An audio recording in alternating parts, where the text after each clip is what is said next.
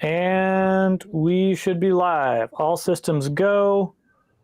I can still hear you. You can still hear me. Can Wonderful. you hear any of the birdies that are around me right now? I'm I outside can. because I can. It's great. It sounds like normally I have to put in some ridiculous background music, some chiptune, like classic 80s 8-bit video game sounding music. This is much better all right, background. all right, yeah, it is. Yeah. It's really soothing. Yeah, and Yeah. Chicago is not too bad today. It's like you're getting to the 50s, 60s. So we're kind of happy. Yeah. Are you in Oregon still? I am. Well, right now I'm not. Right now I'm actually visiting my brother in Monterey, California. So it's lovely weather. I believe you. Yeah. Yeah. So I'm in not my normal streaming or office setup. I'm in my brother's girlfriend's office. So there's some nice, cute mermaids and princesses and And the Pokemon and Evoli up there. Sailor Moon. And oh man, if I could show you the other walls in this room, it's just covered with all sorts of cool stuff. Like this should be where I stream full time. Then I would really look Okay. like a full on streamer. Nice. Yeah, you would. Yeah. Well, you already do. Not everyone has a podcast and all that. A big fan of the podcast as well. But, You are? You actually listen? Oh, that's great. Yeah, we have to. I think we're going to record another one this week. We've been a little bit lacking on our coordination, but it's all good. So, Bart, let's get into this a little bit. For anyone that's jumping on the show today, this is a bit of a different format because I have a guest, which is wonderful. Bart Ledoux. Yeah. Ledoux is good. That's actually how Ledoux. they pronounce it in Louisiana. Ledoux. Ledoux. Okay. Yeah, there's a country singer called Chris Ledoux, I think, back in there. Anyway, who cares? Ledoux. Bart Ledoux is good. Ledoux. Bart. Okay. Elevate Bart if you're looking for me on any of the internets. Elevate Bart on GitHub and everything. There is a funny story behind that name, but we can talk about this if you want. But that's it has nothing to do with elevate anything. It's just that it's about the way you had to send an email to all the students in my school back in college. So in college, in order to send an email to everybody, you had to send it to elevate at élève, which is élève. Élève means students. So élève at Bart dot whatever the school was, because the IT guy was a Simpsons fan, and so because he was a Simpsons fan, I actually got the nickname immediately, Elevate, and it was kind of so I concatenated with Bart in the end. Of course. So that became my nickname, but has nothing to do with. I am very pretentious outside of this, but that was not that. My nickname does not say so. Yeah, that's funny, and modest. Yeah. Anyway, cool. Yeah, so we met a couple years back, like right at the beginning of the pandemic. I remember I dodged a bullet that day. Yeah. Yeah, that was really interesting because it was VueConf 2020, and that was when we first met in person anyway. And it was interesting because the pandemic, or like the COVID-19 thing, was a thing. And then there's also this conference going on. So there was it was like right at this weird stage where a lot of the Vue presenters were, or like the VueConf presenters were backing out, and we're like, I'm not going to a conference. And so and I think a lot of the sponsors had backed out. So it was kind of like a weird vibe, and they were asking people not to shake hands. They were asking people to do like the elbow bump thing, Exactly. Yeah. But then at the same time, we all still went to karaoke after the conference. Yeah, there was one weird thing that happened to No me. I math. think some guy completely drunk hugged me that I didn't know at all. Like give me a big bear hug after a song. I think after London Calling, I don't remember which song we sung, but that karaoke people were hugging each other, and Yeah. we all knew that we were supposed to fist bump. And I was like, okay, well, I'm a hugger No. too, so let's hug. Yeah, yeah. It was interesting. Anyway, it was really cool. And as much as I would love to sit here and recount stories of ridiculous Hmm. VueConf related shenanigans that everyone gets into. Yeah. Speaking of which, this year is the first in person VueConf event going on since the pandemic, right? Yeah, yeah. Yeah, in I Fort hope to get Lauderdale. there. Yeah, Are you? I was invited to speak. So fingers crossed that my company decides to send me. But yeah, I'm planning on going. I think it should be good. Cool. Um, but yes, apart from the VueConf shenanigans, the reason I asked you to come on today, or the reason you're here, is because I have an open source Vue library, which I've been nursing for a couple of years. And as part of the Vue ecosystem, there's this project called Viewpress, which is essentially a static site generator built on Vue to with the intention or to help people create documentation websites. So the Vue core team needed a doc site builder. They built their own and whatever. Like I most of the projects in the Vue ecosystem, it was built to scratch their own itch, which is why it's Yes. so amazing. And it was basically to build the Vue docs, and so they needed a tool to build it fast, to build it simple, and to make it maintainable. And so that's why they built Viewpress. So basically, what it does is it takes Markdown files and makes a beautiful website with it. But Yeah. as you were mentioning, it's Vue-based. Why would this be Vue-based? You could say it's just HTML, and it could be okay. Yeah. Are you asking me, or is that a rhetorical I'm asking. question? Kind of. I'm asking you. Kind of. Why Yeah. do you think? Why do you think they kept the Vue JavaScript within a VuePress afterwards? Do you think Yeah. it?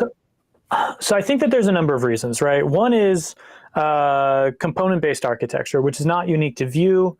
It's not unique to JavaScript, right? Like you could, because I mean, at some point, far enough back for static sites, people were writing an index.html file, and then they say, cool, I actually want an about page as well. So they copy all of that, change the middle part where all the content is, leave the header and the footer the same, and they're done. And then they have to make 5 more pages, and they say, shoot, now I need to make a change to the menu, but because I have 7 pages, I have to change the menu in 7 files. Now, one thing that HTML does not do is imports, meaning having sections of HTML and then section of unique content per page, and then importing another section, such as a header that's across all pages. So today we have, and before Vue, we've had document-focused site builders with this idea of componentization. I mean, you could say PHP could do it with like PHP includes, but there's site builders like Jekyll or Hugo or whatever. So what differentiates JavaScript from these other languages and what separates Vue? I'd say JavaScript in particular, the fact that you can use it for the backend side or the backend language, which is the part that generates the static files. And then you can also use the same language and some of the same features on the client side, so that you have kind of like parity or this concept of hydration, right? So that's a good argument for using JavaScript for a static site generator.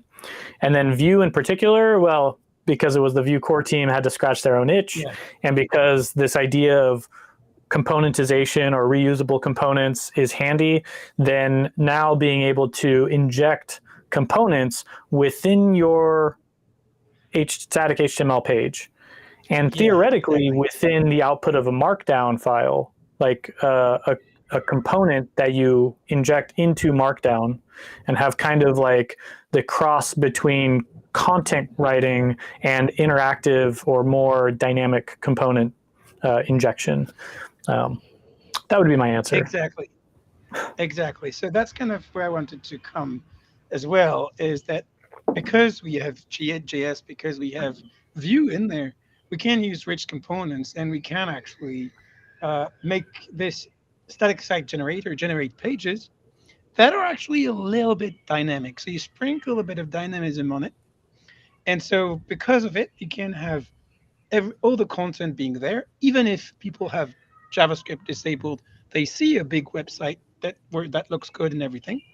But if they have JavaScript enabled, or give it a second or two, if well, give it a little bit of a moment to load all the JavaScript, and then everything gets loaded, and you get a dynamic website that will do exactly what any good website would do. You can type, you can click, you can have animations and all that. So that's one of the grand things about Viewpress, I think, and because it makes static content become more dynamic. And I think that's probably so. I would almost. Is it time already to go into? Should I go directly into what Vue Live does, or a little bit? Yeah, I mean, I think before that, uh, Okay. there's a little bit on the Viewpress thing. So Viewpress is nice because it does sort of marry the dynamic behavior of JavaScript with the virtues of Markdown. And you know, you could write a static website in HTML, but Markdown is a little bit friendlier. It's a little bit more focused on just generating content, writing content, right, and not having all of the noise of HTML. So Viewpress does a nice job of that. I mean, you can make a personal website and have a blog out of it, and people do that as well.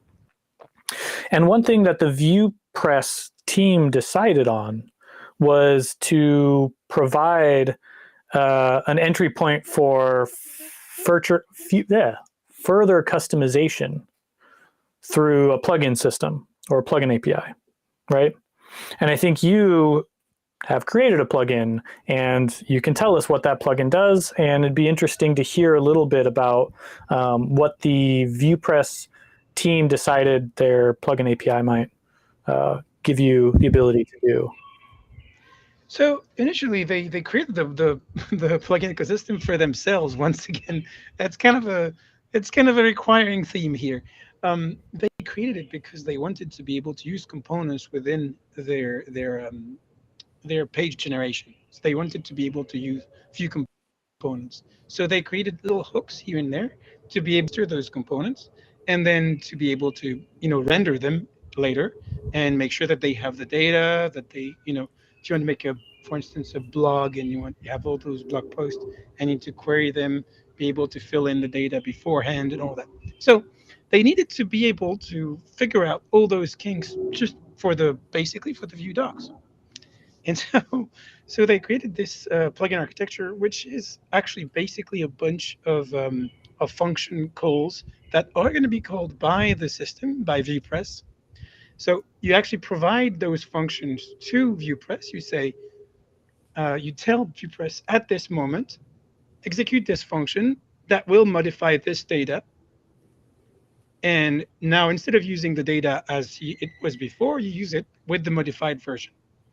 That's really easy because then because you can use modular replacement and all that, developing those plugins become iterative, and you can actually see what you're doing step after steps. And finally, it's just basically just functions, just JavaScript functions. So I want to say just because normally if you already are familiar with, a static site generator, you have some ideas about what the web languages are, and JavaScript can be daunting. But in this case, it's JavaScript. So there is, for instance, one hook to say which components you want to register.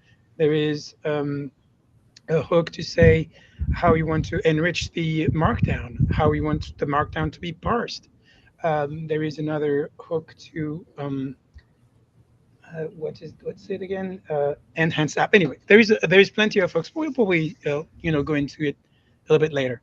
And yeah, and so the plugin I made works for the original version of Viewpress, and so it had an architecture, and it works in it it works very much in the domain of the original domain of Viewpress, which is documentation. So it basically is a it's funny because it's a thing I created without needing it. So in this case, I was not scratching my own itch, which is weird. I It know is. because yeah, I usually do, but I was, for instance, for some reason, I was just excited about this. Um, the so should I say a little bit about where I come from on the ecosystem and why, or should I talk about a bit about Stygitis? Is what I ask. Yes. Why don't we let the cat out of the bag and explain what the plugin is first, Cool. and then go into the background. And I am really curious how someone comes across creating something that they don't need, because I've only ever built things. I mean, yeah, like out as far as developer tools go, I only build things because I have a need for it and it doesn't exist. Yeah. Did it ever occur to you that something could be built and you want to know if it could or not? Okay. Yes, that I think that in my experience that goes more into a proof of concept workflow where I build it just far enough that I can say yes, it answers the question. It can be done.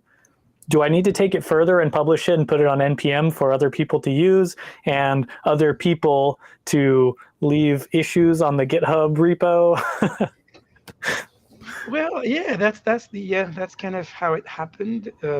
I don't think I thought that far. I published it, and then it was there, and anyway. So yeah, Yeah. so the what the plugin does is it has two parts. It has an editor on the an editor and a preview. So it has a part where you edit the code and a part where the code is rendered. It basically looks like a mini code sandbox for those who know it, or a mini code pen. But everything happens within the browser. Nothing goes to the server and comes back. Everything happens within the browser. A little bit like what you if you've if you looked at web containers, StackBlitz, Yes, StackBlitz. that technology is insane. So what I'm doing with Vue Live, and is basically the same thing as what React Live used to do, is I take the Vue code that is on the left and renders it as a component on the right, dynamic and everything. It allows for users to experience on their own and with their own code what changes would trigger what changes on the preview, and what um, and to be still be able to interact with it and keep it dynamic. So it gives a little bit more of a hint to users on how to experience a code base and its source base. So documenting using this allows you to bring life to examples. Right. So it's basically it's a live preview. I'm Yeah. reading through some documentation, and right there, embedded in the documentation, is an example. But it's not just an example of what it looks like, right? Because that could be as simple as taking a screenshot of whatever it is that I'm looking at and using an image. It's not that, because it's an actual interactive thing. If it's a button, you can actually click it. And it goes beyond that, because although a button could be interactive and you could touch it and move it and play with it, this live preview takes it a step further because it gives you a interactive editor as well.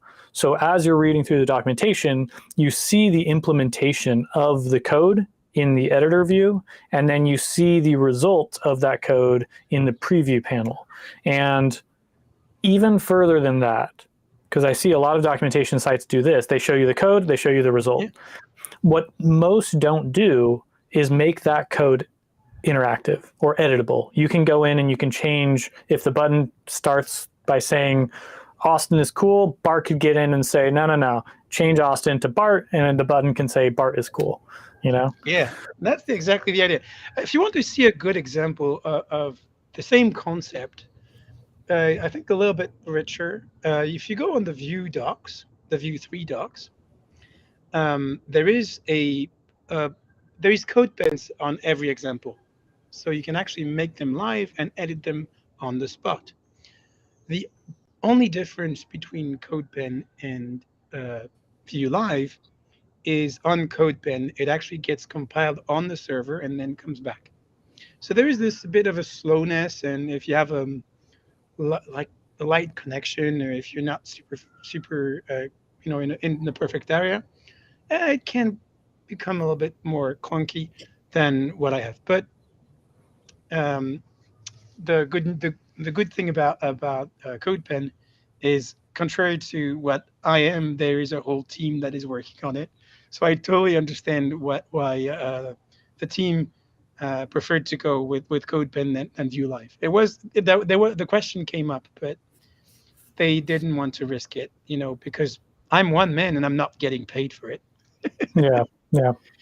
So you touched on something interesting that I think is worth mentioning, not necessarily in the realm of this conversation, but just because I think it's interesting, is the Vue team decided to use CodePen, which means, and that code that, with CodePen, you have the same thing. You have an editor and you have a result panel, more or less. And the results are compiled on the server and then returned to the client, and then the client presents it to the user, correct? Correct. So that does make for an interesting trade-off, because what you mentioned is if you have a slow network connection, then the time for you to make a change and see, or between making a change and seeing the update on the client, depends on the network speed that it takes for that change to go to the server, and then the server does its thing, and then that response to come back and you to see that. And that is a downside for a slow connection. However, if your device, or what vuepress-plugin-live does, is instead of going to a server, it does the compilation on the user's device, right? There's no network request, which means network latency is not a factor, but device capabilities is, right? And I just think this is, and I think that this is an interesting, it's an interesting topic, because I think it's things that we don't actually consider a lot of the times, right? Who is my audience? Who am I building for? Yeah, am I building for someone that's going to have a fast network or a slow network, a fast device or a slow device? And then we can say, well, what's going to create the best experience for the most number of people? Yep. Yeah, exactly. That's the core of web performance, and really something that is dear to me. But yeah, it also about it's always all about users. It's always all about who you work with, because of course, when I built it, I thought, oh, maybe that could help someone. I built the proof of concept of Vue Live. That probably had another name at the beginning, and then I found that the actual Vue Live npm package was owned by someone that never published it. Well, they published one thing very originally, and it didn't work at all. And so I asked them, well, do you still want it? And they said, well, you can publish if you want. Go ahead. Yeah. And so I pushed, and there it was. But yeah, I mostly didn't think further than that. Anyway, that's for Vue Live. Vue Live, actually, Vue. When I went for the Viewpress plugin, I started using it. Okay, so Vue Live is a different thing, and you're the creator of both. Yeah. So actually, let's give a quick overview there. Vue Live is the component, so it's just a component that takes code as a prop. If those are not familiar, prop is whatever parameter you give to a component. So you give it code as a prop. You can give it the language, but it actually detects the language as well. And with that, it renders the code on one side, the code that is modifiable of the editor, and the preview, so this component rendering. And so you get the two, and this is just the component. So you could actually even use it outside of Viewpress or outside of any Vue framework. It actually works very well with Vite already. Like if I've tested it with just Vite, purely Vite. I've not tested it within Viewpress, but I guess I don't think there's any contradiction with it. I don't know. I don't know the plugin ecosystem for Viewpress. So. Yeah, I think that's a little bit, I think the big difference between Viewpress and Vpress right now, from what I saw, is if you want to, well, Viewpress is going to be Viewpress is designed with a much more flexible plugin system. So I think that there will be a difference there. And from what I saw, the core team recommends general people using Viewpress on Vite. This is a very convoluted conversation because Viewpress, Viewpress, Viewpress uses Vite, and blah blah blah. Yeah, but okay. So where this kind of takes us is you have Vue Live, which is a Vue component that's actually what powers the code editor, code preview sort of component, right? And all of that is, it takes in code, it outputs the code. It takes in code as a prop, and it outputs that in the editor, and it outputs the results of that code in a preview, right? Correct. And that exists just as a Vue component. But then in order to give documentation writers or open source library creators that need documentation, and these people that are deciding to use Viewpress, you said, let me take this component and let me wrap around it a Viewpress plugin that would register this component and allow you to essentially put it into your documentation. And one thing that, now I know how to do that just fine. I'm going to need help figuring out one thing that you did that was very clever and kind of hard to explain without, well, once we look at the code, this will make more sense, but how you get the Markdown code, what is it? The fenced code block? Oh yeah, the fenced code block, yeah. Yeah, how you get the fenced code block from Markdown and then you replace it with your component essentially. And let's hold off on that until we actually get into looking at some code. But that's the one thing that's like a deal breaker or a deal maker. Did you know that Viewpress actually does exactly this? It replaces the Markdown fenced code by their component. The only thing I do is I just jump in there and say, no, don't use yours, use mine. But I say please. Yeah, please. In the language that they understand. Mm-hmm. But okay, that's true. That's fun. Yeah, so I think that's a good segue into, like, let's talk briefly over what is the Viewpress. Well, we kind of looked at the Viewpress plugin overview, but maybe we can talk about it a little bit in more detail on how it applied to your plugin, and then we can look at recreating your plugin for the next version of Viewpress. Absolutely. I would love to. I would be way more at ease, within code, just because I'm a dev. And for those who've seen my talk, I'm not very much at ease on stage. I try to be. I try to play it cool, but it's not always working. So I think you're super cool for what it's worth. Anyway, so yeah, I'm more at ease with it's easier to explain everything with code for me. Okay. And so one thing that you can that we can know, but we'll jump into it, is that Vue Live is already compatible with Vue 3. If I'm not mistaken, Vue Live Next should be actually published as Vue Live. That's it, because it's actually compatible with both Vue 2 and Vue 3. But I mean, I might need to check that. I might need to test that, so I don't want to jump in too quickly. But Vue Live at Next is compatible with Vue 3. That's sure. Okay, cool.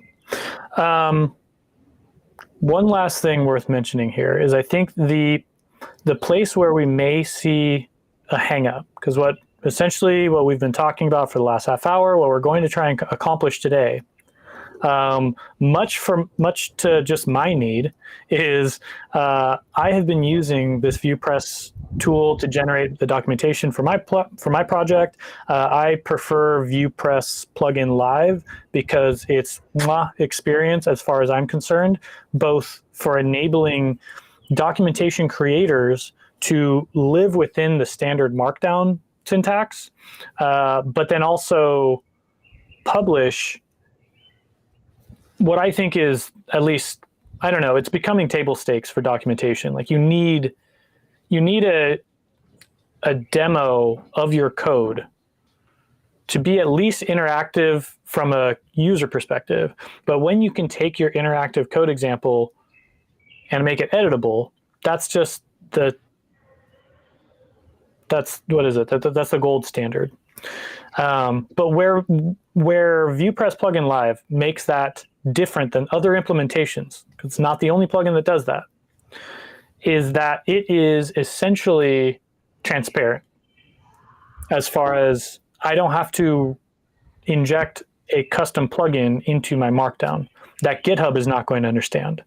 So that means a user that comes and looks at my documentation on GitHub, or a user that comes and looks at my documentation on NPM, or a user that comes and looks at my documentation on the actual published documentation site, are all going to get the normal Markdown experience on the first two and the improved experience on the third, without me having to do anything special.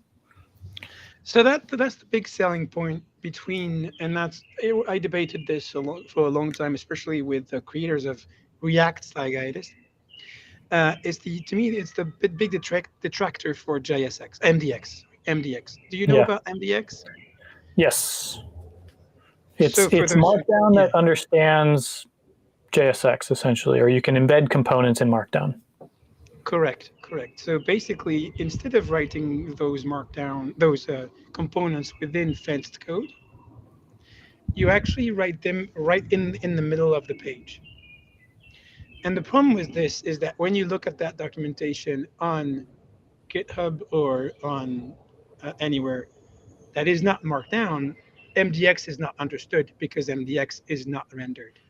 So that code does not make sense. And that is a little bit troublesome because in a lot of cases, especially, look at a README, for instance. If you look at a README file is on the NPM. It's not something that you actually, you don't want to look for the place where it's actually rendered. You're just like, okay, well, I'm going to just use it here. And people can be nice and have a link to the actual rendering, but it's still some extra clicks, and then you get lost and you're like, where was I again? So, that's kind of my arguments. I understand the arguments for MDX as well. So, have you worked with MDX before? Yeah, I've worked with MDX. How do you get auto-completion and actual validation with this? Because my text editor experience was the worst. Yeah, I do get syntax highlighting. Yeah, which is another thing. Well, but not everyone's thing is going to understand. Actually, that's not true. It probably will because it looks like HTML.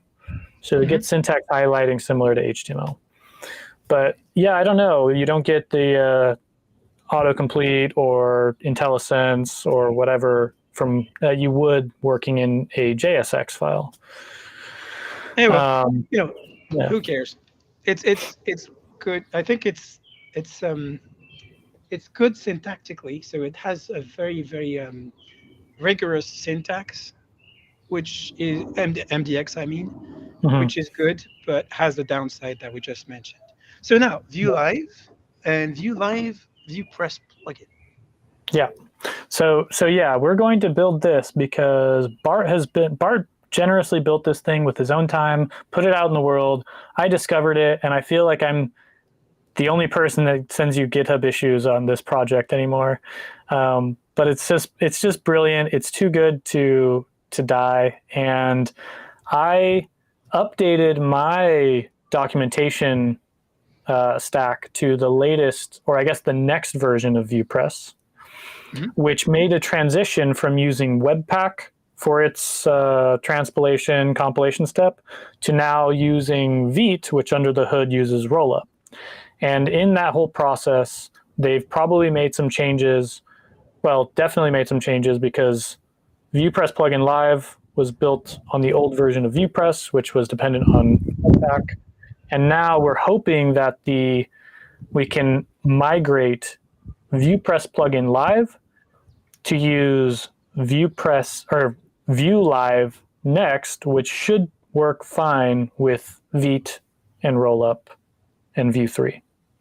Correct? Correct. The main thing might be Vue 3. The main difficulty might be Vue 3 because the way Vue 3 registers components globally is a bit different from what Vue 2 does.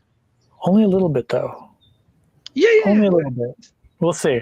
Let's get into this. So I'm going to start sharing my screen, and we should be looking at code. I cannot see what anyone is chatting about or anything because I'm visiting my family, so I only have one monitor, so I don't have my normal setup. So if you talk to me, or if you want to talk crap behind my back, now's the time to do it because I'm not going to see it. And Bart, if you want to make faces at me, now's the time because I can't see you either.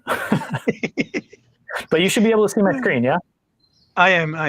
It's all good. All right. Okay. So what is that? Cool.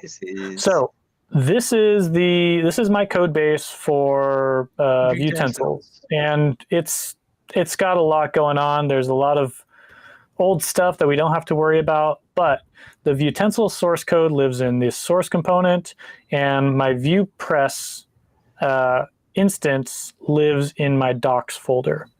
So when I run my when I run npm run dev, which is my development script, it actually runs the Viewpress docs dev command, which, let me open a new private window, and we'll go to localhost, 8080, and that should bring up our local Viewpress documentation website. Beautiful. And this is, the new version. And I think I'm missing some links here. That's not good. You know the show, I think it's Malcolm in the Middle? Yeah. Where there's this story about the father who tries to replace a light bulb and ends up replacing the garage just because he can't get his car to go to the store. Yeah. So he's the answer. So anyway, be careful of not doing that. I know I'm the worst at doing that. I'm the worst. I realized that I actually have published. I thought it was good. I got it working, and I thought it was good. But now I'm realizing if you go to Vuetensils. Oh no! See, okay. So this has a newer version. This has this is right. Okay. So maybe I'm on the wrong branch. Production. That can happen. Let's go to develop, and that may be a little bit more up to date. Okay, so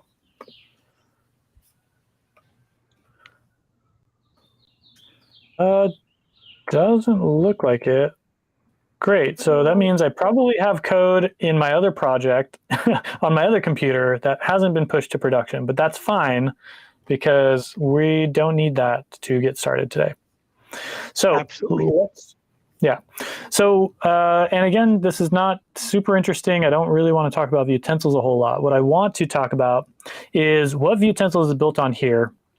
This beautiful documentation website that has nice navigation, and it's responsive, and I think it's got pretty good accessibility stuff, and it's fast and has nice, beautifully highlighted code.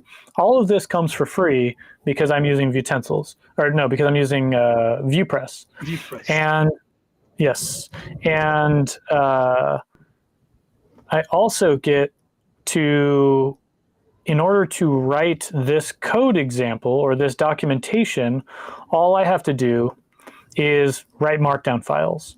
And this is nice because it provides a nice authoring experience, right? I don't have to worry about, I don't know, making a component or making something that looks like this and is styled well, right? I can just go into my Markdown.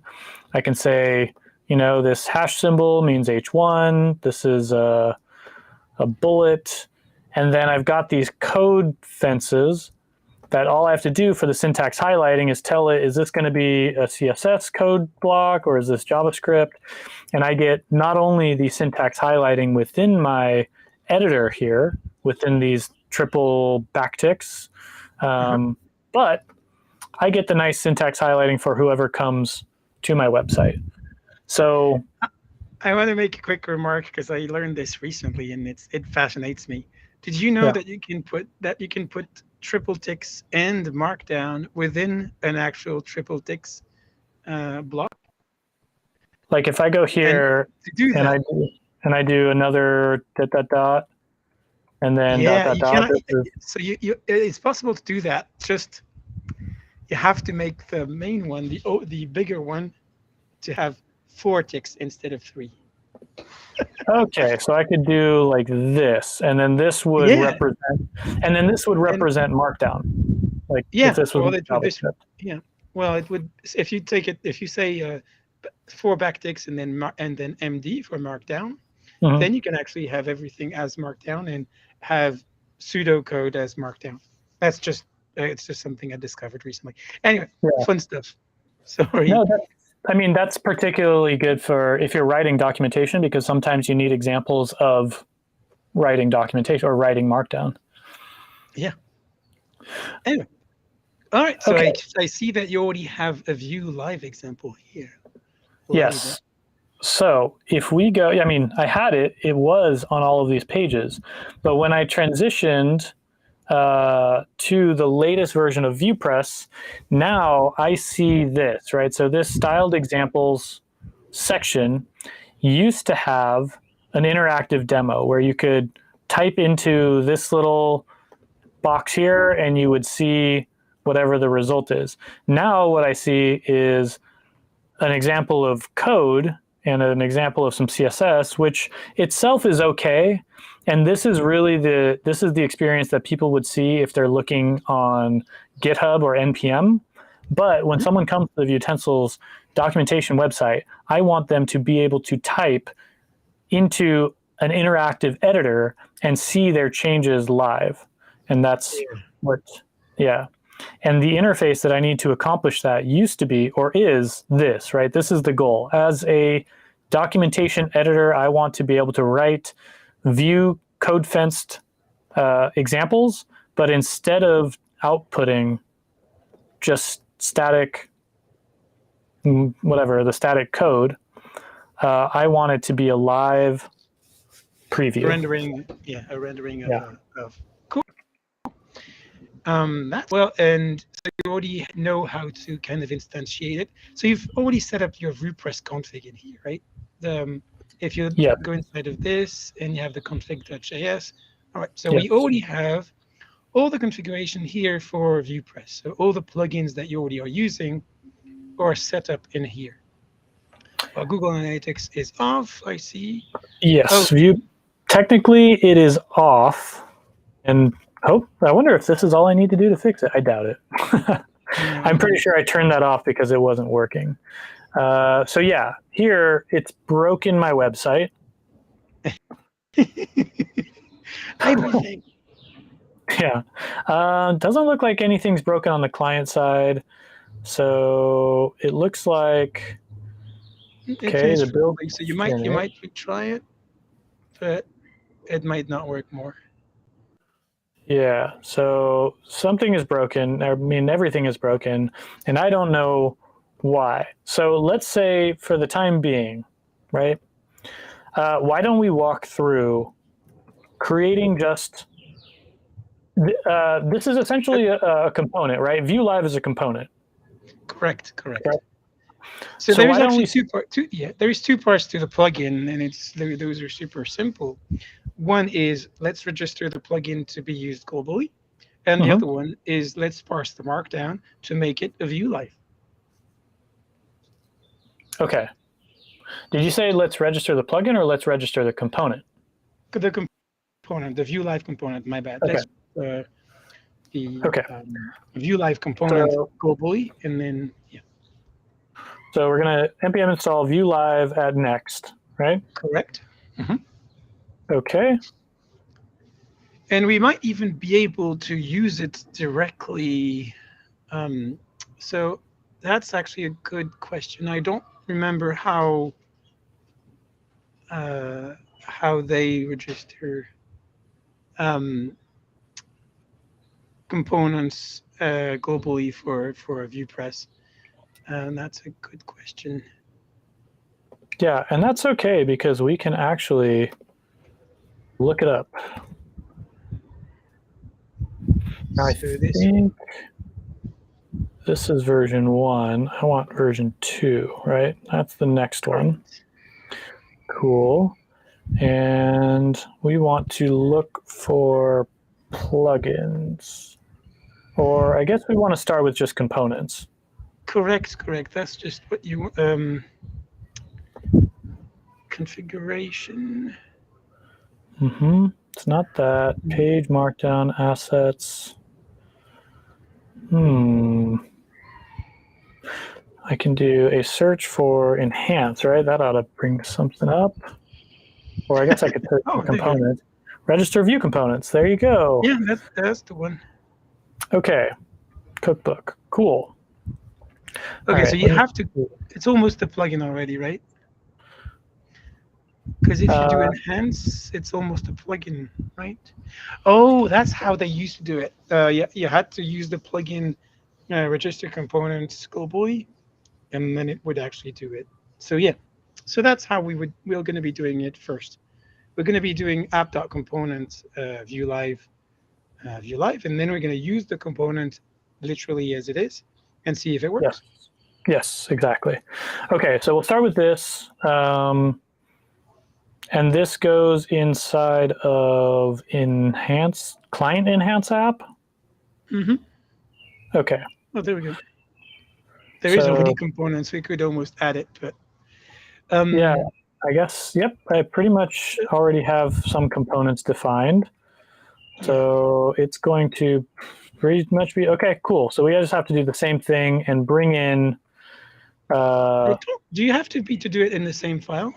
Because this seems to be kind of related to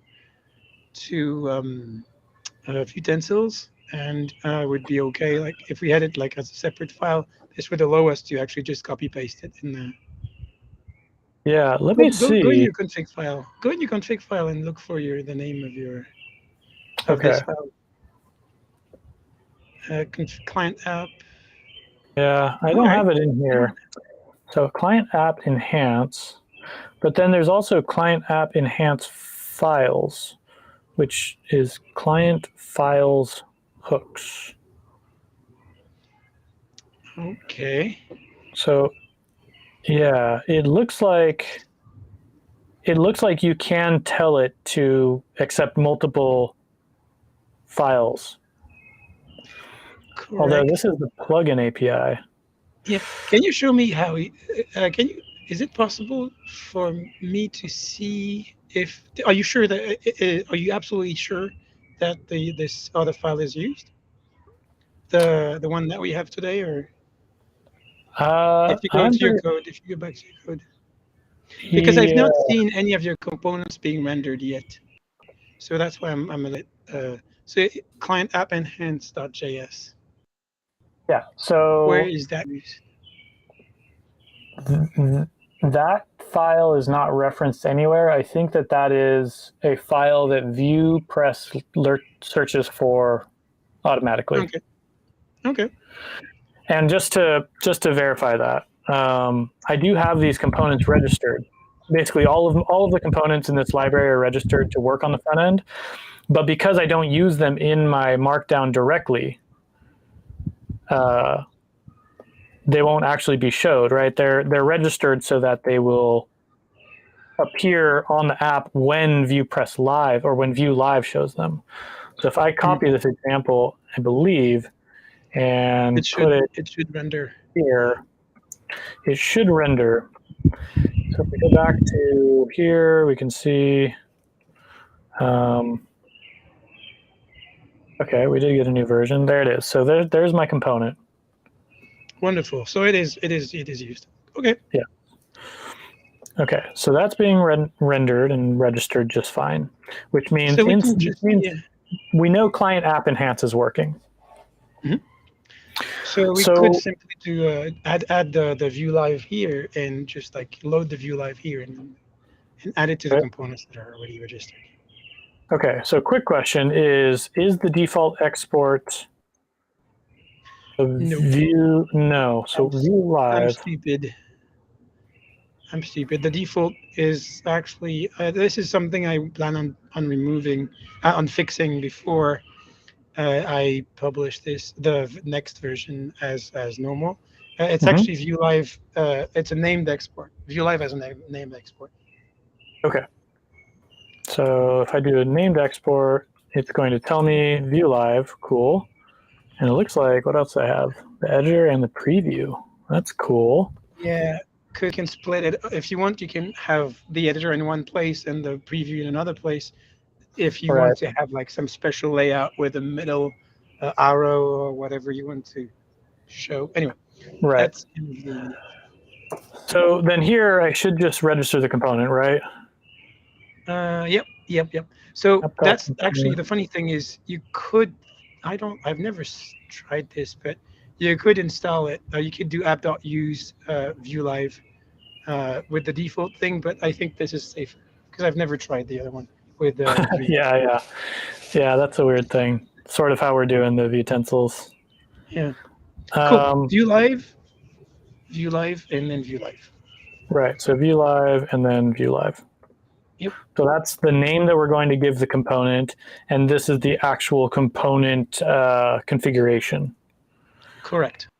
And this, I mean, for the sake of people watching, we could name this whatever, like Vue Live. Is it as, or do I need colon? Yeah, it is. It is as whatever. Yeah. Why did it as? Okay, there we go. And then you can use whatever in the. Whatever there, and we could name this Nugget is rad, and then this would be how I use the component, like this. Did he come at Kelly with you? What? No, he didn't come. Did Nugget? Oh. No. So I could do Nugget is rad, and then that would be rendered whatever, whatever is. Cool. In this case. There you go. Cool. So our component that we're calling Vue Live is registered to use the Vue Live component. So if I hit save and I go back to my alert and I render this onto the page now, it should do something, right? I think it's, I think you can go Vue Live :code. Or you can actually you don't even need the colon. You can just go. Yeah, that's right. Code equals, and we can really just go whatever, right? Like, hello. Yeah, that's good too. Yeah. Don't forget the slash because it's kind of XHTML. That's right. Yeah. Okay. Self-closing tag. Okay. Oops. Something happened. Broke. Definitely something happened. Out. Oh, you know what?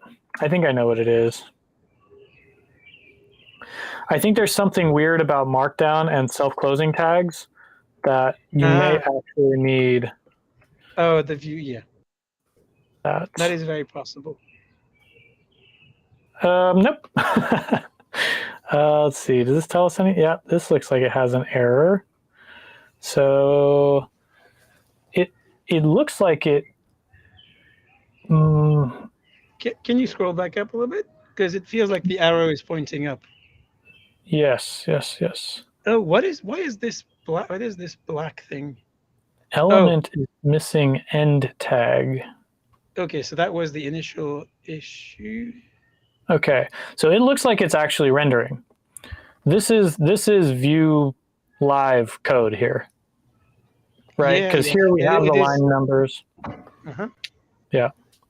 But it might be an error in the Vue live code that is not properly closed, and since it's actually pre-rendering the HTML, this might be the issue. So that might be a bug inside of Vue live that is not closing properly.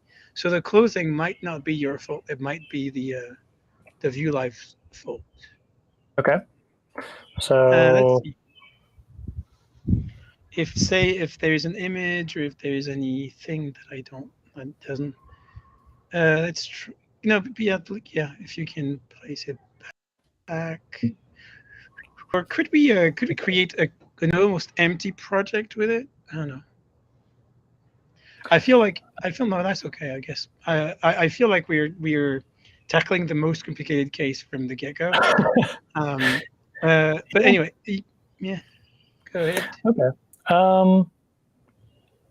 Yes. Let me see. How complicated is the Vue live component?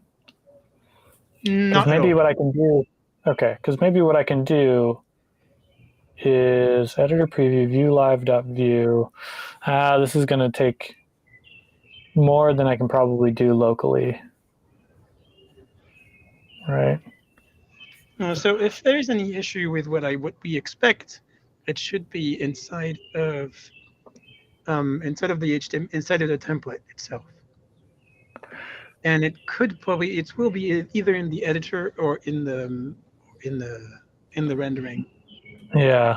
So essentially what you're saying is the component is registered correctly. The component is actually doing what it's intended to do, but some of the code that the component is trying to output is throwing off what Viewpress is trying to generate for the page. Exactly. So to be clear, what Viewpress does is it has multiple passes, and it actually does on the first step. It goes and renders all the components as static HTML. And so what I expect is that something in Vue Live is rendered as pure HTML, and not as pure XHTML. So not as pure, separating the open and close tag and etc. All that things.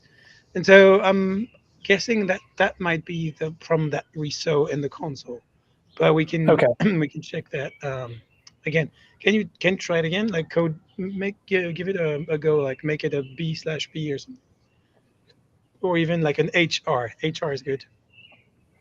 Okay, just well, let's make it a paragraph. Oops. All right, so valid HTML.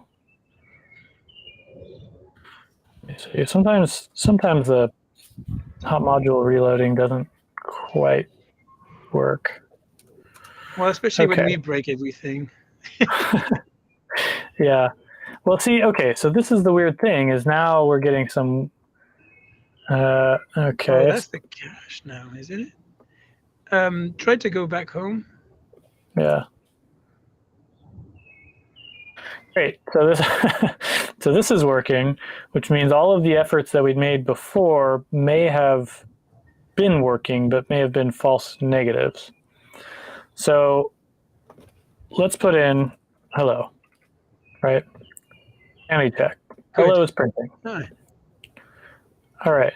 So now we're going to try Vue Live, right? We hit save. We do see a change now, and It's okay. So now the next thing you need is to load the it's CSS working. for it. Great. Okay, so it's working.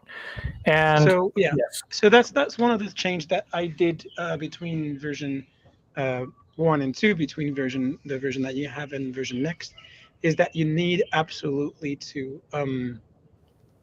load the CSS separately, because Yes. CSS and ES modules are not super happy with each other.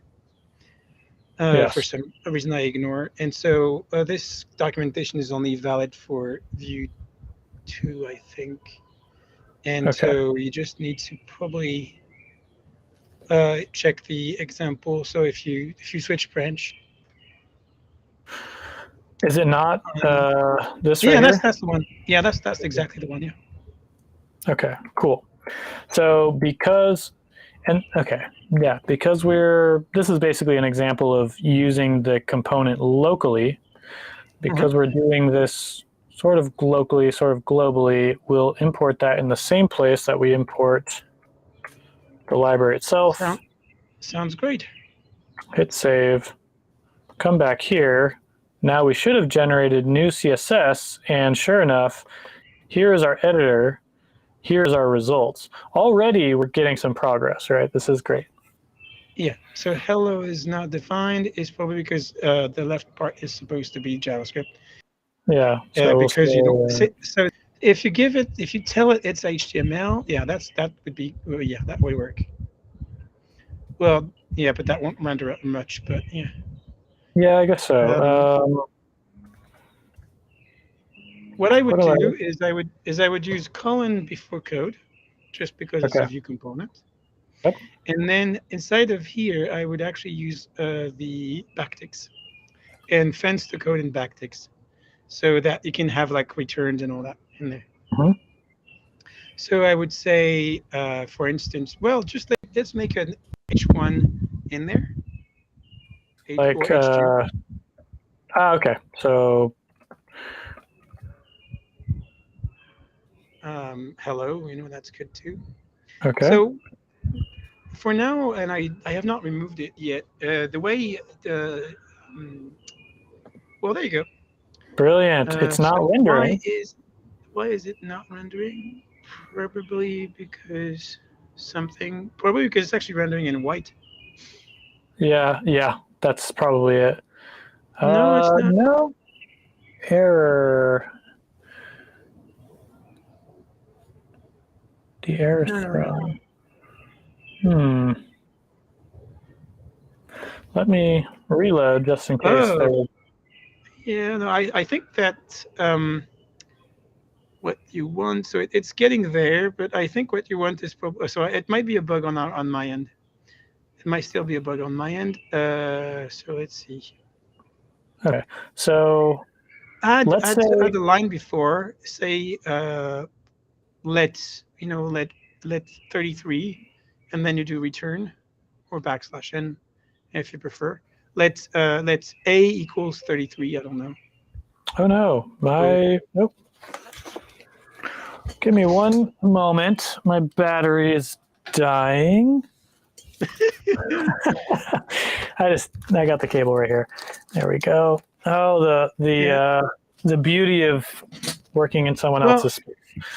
Okay, so I am at 6%, but I still have about an hour, because those things that's, I'm sorry, I'm fanboying a bit, but I thought that Apple was dead when they started like iterating on the iPad for forever, but those M1 Macs are just insane.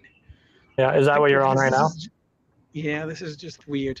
Anyway, so what you need to do instead of this is put the H1 to the line. So instead of so let A equals whatever. Mm-hmm. So the way Vue Live is working is it's looking for the first open brackets. It's the objective is to build something that is wired towards example. So instead of looking at delimiters, at tags and all that, it's looking at space and at returns. So if you want HTML to be detected as HTML, you have to respect the order, and that's a bit weird. So it's looking for the first open tag that is at the beginning of a line. So you have to bring this back to the line, is what I mean. There you go. And so Okay. this, and after that, and if you remove everything that is after that, because this is going to be taken as the template. So right now in this, so normally this should be a bit better. What does it say, and why does it say it? Whoops. That's a good question. Okay. I don't know that. So what's that comment? It Okay, might be. It my might be guess. because of that comment. Yeah. My guess here is Vue Live designed to render any language or just Vue? Because just if it were, JavaScript, just JavaScript and Vue is the answer to your question. okay, because just a guess here is if this is supposed to render Vue, then this really ought to be like template, right? Oh, that And works. then, Yeah, that should work. Yeah. ah, shoot, go back. And then we go here, and then we say template. Because the difficult thing with debugging this component inside of Markdown is that sometimes Markdown is funny about white space. White space doesn't matter in Markdown, right? True. So, okay, we see that. We see that that's working and also not quite working. Yeah. So, yeah, what you could do is look for, can you inspect, do you have the Vue dev tools somewhere? Actually, changing this would be, changing the space code here might give you some info. Yeah. Component provided template option, but runtime compilation is not supported in this build of Vue. There you go. That's the problem. Dang it. Okay. So that's the last part of the last piece of the puzzle that Okay. I forgot to talk to you about. That's the third part of the plugin. By default, Vue expects you to have all your components compiled on the server Mm-hmm. and to use JavaScript on the server to compile them, and then to serve them already pre-compiled and pre-optimized so that you can render them. The trouble is here, what we need is something that will render those things. So we need the Vue compiler from the server to come to the front end as well with the rest of the site. So there is one adjustment that needs to be done, and it's, I believe I did it. So let me just gather. I've already done this in an example out in the wild. Vue live Vite or something like this. Vue live Vite on GitHub. Okay. Maybe as a on my if you look for it on GitHub in my repos. Da-da-da.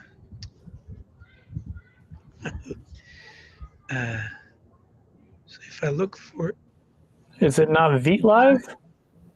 give me a second. Vite Vue Live is the one. I'm going to link it to you. Actually, I don't know if I can. Can I chat? Oh, yeah, I can. Here you go. Let me see. Turn this off for a moment.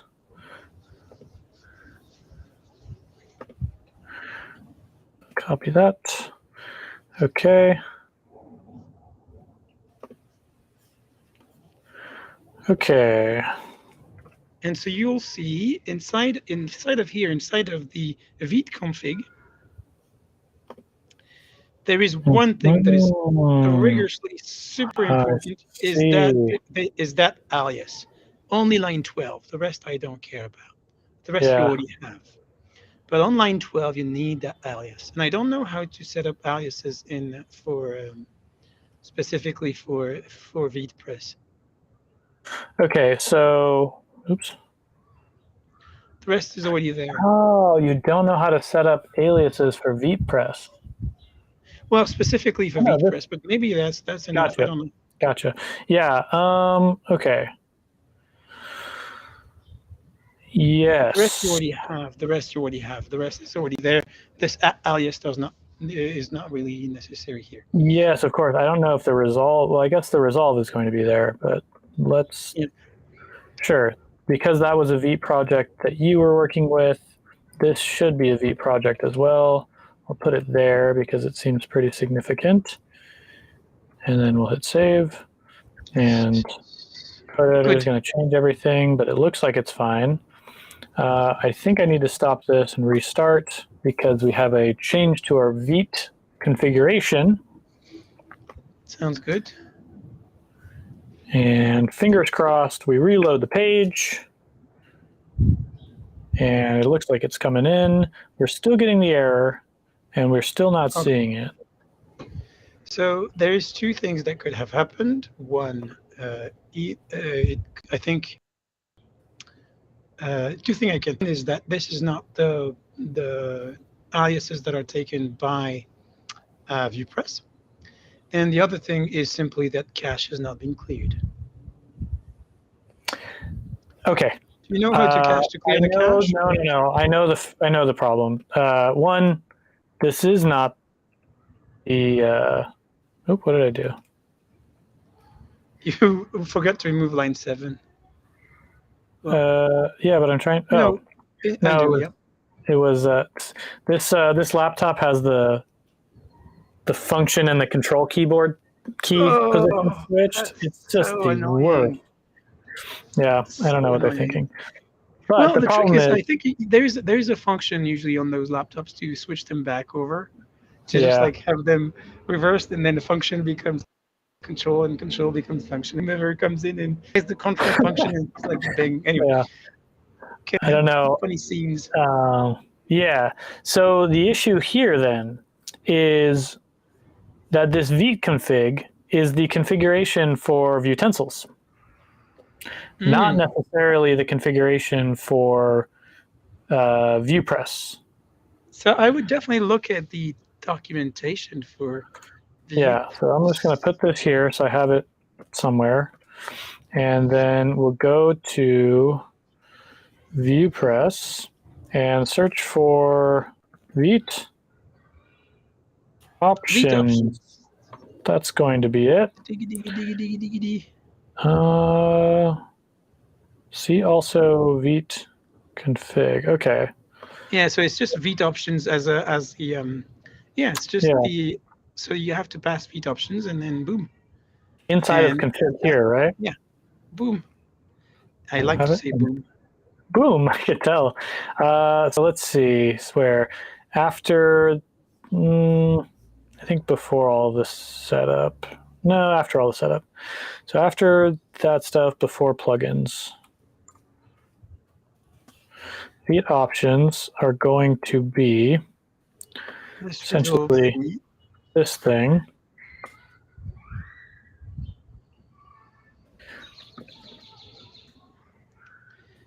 And that should be fine. And now you should have everything. So now, yep, exactly. Yeah, different configuration. We restart the dev server. Hopefully it passes that configuration on to Vite. Then Vite understands that when it does this client-side thing, it's going to treat Vue as an alias. And it's not. Let me manually reload just in case. Okay. It feels like we're making progress, though. It feels like we're narrowing down the possibilities. So, okay, you got this working on a Vite config. And theoretically, now how can we test that that Vite config is actually passing in, right? Because we need to make sure that if this Vite options is supposed to pass this information, we basically need to confirm that that's the case before we decide to try something else, no? Yeah, and so there's always the debug thing, the debug, thing that we could go about, like going with -- debug or something like this.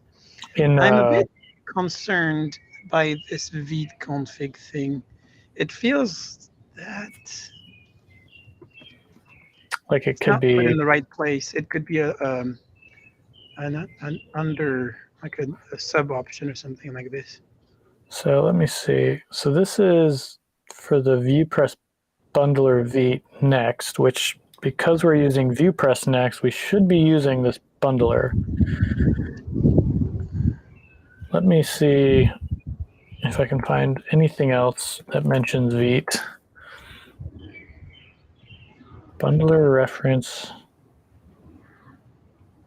It feels like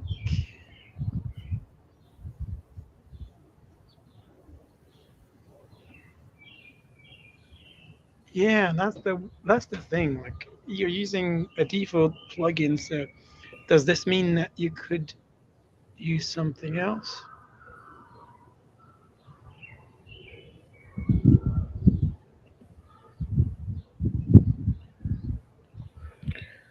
Vite bundler. I guess I could use explicitly set the Vite bundler.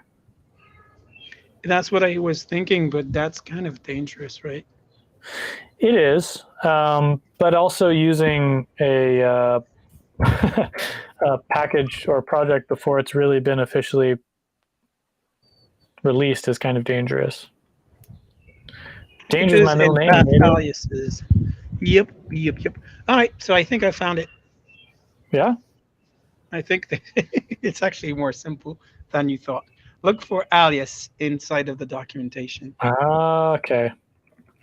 Why didn't we go there? No, not this one. The other one. Down. One more down. Okay, gotcha. Guides. Yeah, well, this one. This one too. Perfect. Okay. And then woohoo! And then that's done. Okay, great. So we can. I mean, basically, I can just take this, right? Cut that out. Move it up put it there. and done. Normally that should be better. We'll see. Maybe not. We'll see. So since we're here, can we take a little aside and you can talk about what we're doing with like why is it important that we have this alias? What is an alias? Why is it important that we have it? Whoa. Whoops. What happened? Oh, let's see. Nothing. Oh, no errors. Hey, okay, that works. Hey, okay. Look at this. Hello, Bart. Yeah, let's give it a quick overview here. As I was saying, by default, we're trying to optimize the amount of code that is sent to the client. Trying to remove all the things that are sent to the client so that we don't have 30 minutes load. So we try to remove everything that is fat, and the Vue compiler is pretty fat. Well, super light compared to a lot of other compilers, but still decent. And so when you go in and run the compiler with Webpack or Vite, you take your components that are this template and script and all this, and you mishmash it into something that is way smaller, and it's bundled basically, and it's bundled to be consumed way faster. It's not code that is super clear for a human being to read, but it's code that is super fast and very compact. Right, and we're talking about this code here, right? Exactly, the code inside the bundler, the code that is contained in the bundler. And so but the trick is what we want is still for that code to be readable, because we want that compiler, because that's what will compile the code that is humanly readable on the left into the stuff that is going to be consumed by the renderer on the right. But essentially, what you'll have in a normal Vue app is you'll have only the renderer, and all the compiled components will already be compiled, so you won't need the compiler. So by default, the view that you get in production usually is that tool, is that renderer. But in our case, we need the actual compiler because we're going to be this whole template in it. Make sense? Yeah. So to reiterate, when you use Vue to build a client-side application, it takes code that looks like this, and well, the Vue project has, let's call it a function, right? So it's a function, it's the compiler, but it's a function that takes in code that looks like this and outputs the JavaScript that renders this, right? And when you are building for a client-side application, having that bundler or having that compiler is a requirement. So you have, like, the Vue library has to send that code to you when you install it from npm. But once it's done its work to generate the JavaScript that ultimately just writes this to the page, that compiler code is now worthless for the rest of the application. So it doesn't make sense to include that compiler when you ship a Vue project to production, because it's not going to do anything, right? Unless your Vue project needs to take in dynamic Vue templates and transform them to the output, which is what we're doing here. We're taking in this dynamic Vue code, and we are using the compiler to generate this, which means what was originally removed from our bundle, we are re-importing. Yep. Correct. I will need to go and get a plug as well, because I'm at 2%. So I went from 6% to 2%, but it's a little bit too too light. I don't think I'm going to hold all the way to the end of our talk. But so if you give me like 30 seconds. Sure. I'm going to jump over on Twitch and see if I can catch up with the chat. Cool. Where are we? I should be logged in.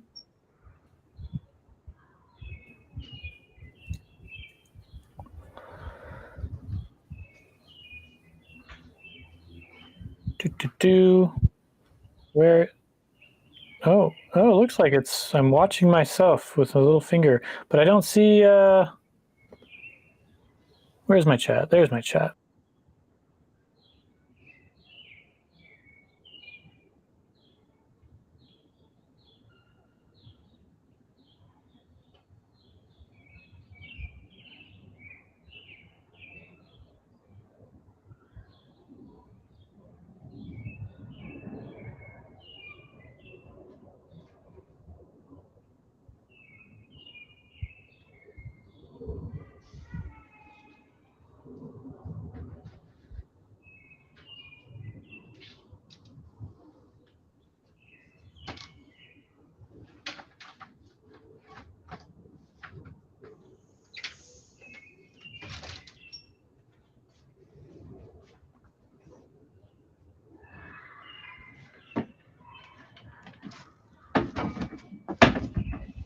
Cool. So should you get a Mac, code thin? I am going to say it depends. Bart, are you there now? Not yet. So Mac versus Windows versus maybe like a PC running a different operating system. I think it depends on your budget and it depends on what you need. If we're talking about the processors, like Bart was saying earlier, as far as Macs having longer battery lives and the M1 chip being amazing, I think all that stuff is true. They're also really, really expensive. If you can afford it, if you can afford a Mac, it's probably a good move, because a lot of... Oh, I just lose. Oh.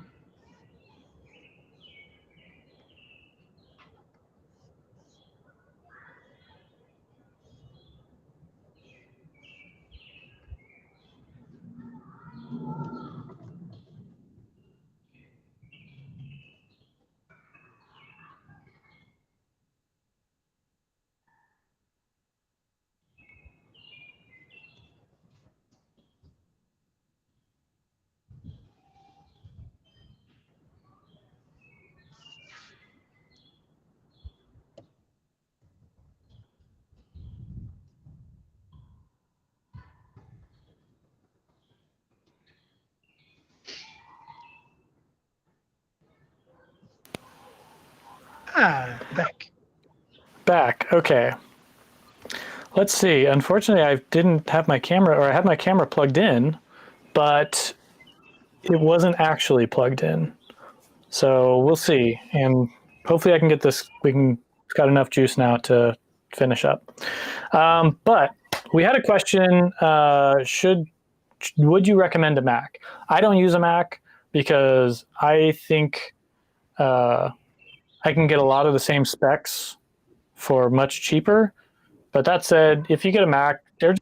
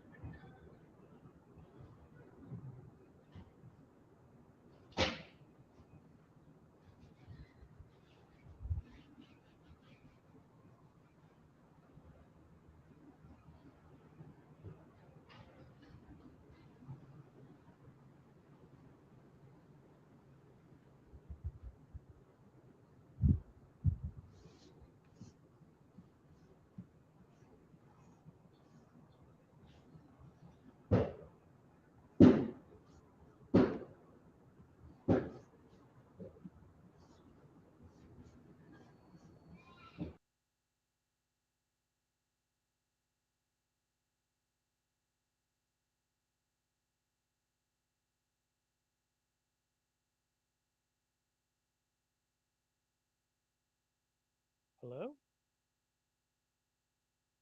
Hello. Hello. Yep, I can hear you. Okay, back on. One more moment as I get my camera set up. Boy, that's what you get for trying to stream from your brother's girlfriend's office. That sounds like a Okay. Z movie, like a kind of a horror Z movie. Yeah, Anyway, it's great. What I get, I'll make up for it in in Pokemon plushies. Ooh, So fancy. let's see. Oh, and Sailor Moon. Anyway. I have not. I have never followed Sailor Moon. I should. Anyway. Yeah, I haven't either, but I feel a little bit of FOMO with how popular it is. I'm like, man, maybe I should actually look into that. Yeah, I was a Dragon Ball person, and I think I regret it. So because after the first 6 or 7 books, I was like, Oh, you were even oh in the books. Yeah. yeah, yeah. Naruto was another one of those that was like really, really good, but then also just never going to end. So, Yeah. Let's yeah. nerd out about Naruto and One Piece for forever, never ending. But One Piece is another one that I was like, why didn't I ever get into that? Anyway, we were talking about Macs. So yeah, I have a Windows. So clearly you should get a Mac because uh, after all of these technical issues, um, yeah. Anyway, we were talking before you left or before you went to get your battery, how the Vue compiler is required in our case because I want to make 2 remarks on the Mac versus Windows thing just before we go further.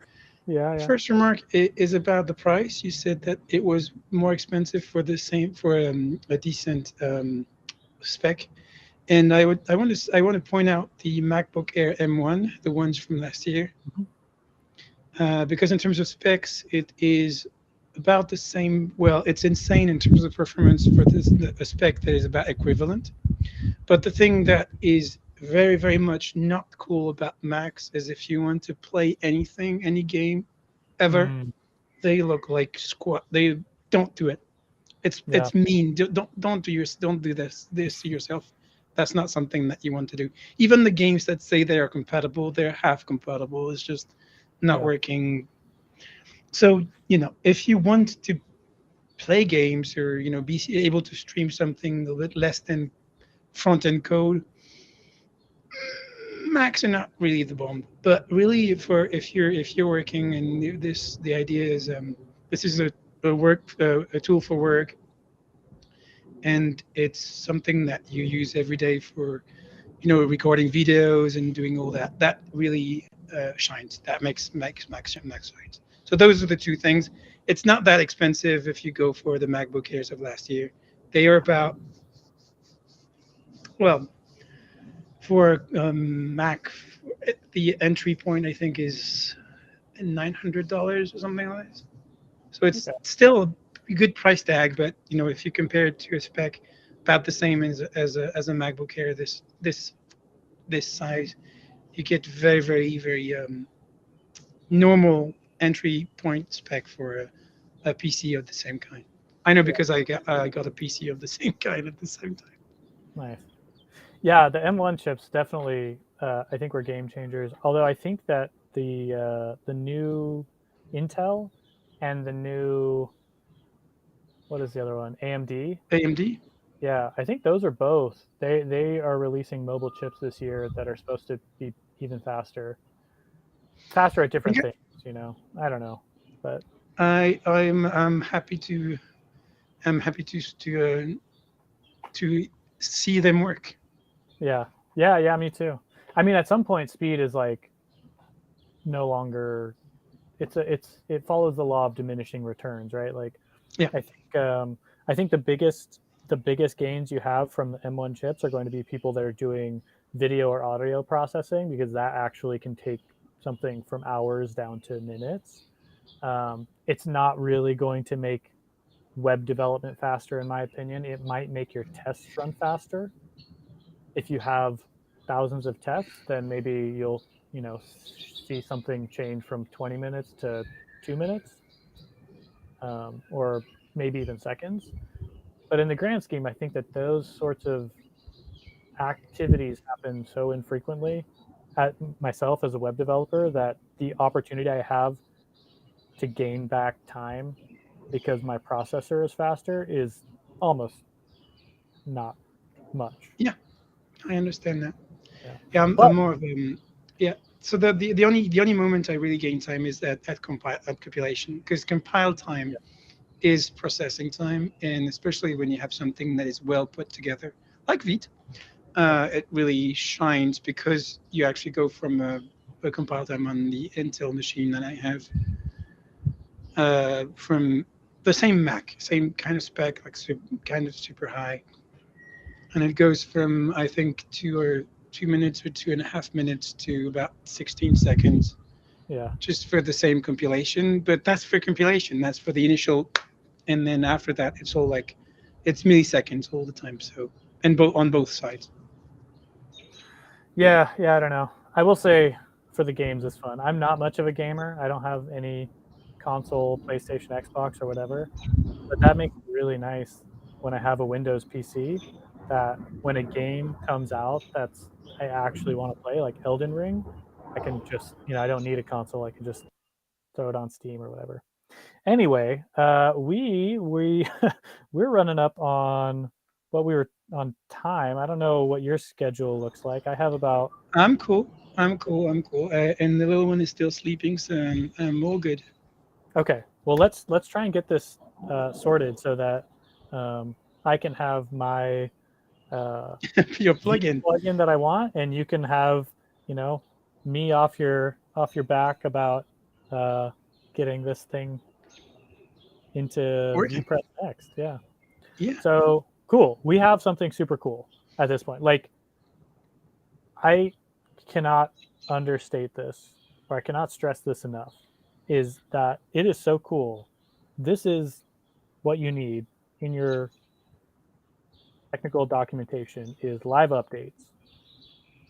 It's next level. So if I do this, if I am Music to correct, my ear. Music to my ears. yeah, if I'm not wrong, I should be able to take this code, copy it into I here. don't see your screen yet. I think you should probably Oh, share. yeah. That's probably a good idea. So let me turn this back on. And at this point, I should be able to take this code, Hmm. copy it, and put it into here. And because my component is stupid freaking keyboard, should be able to copy that, put it into here. And because my component is registered,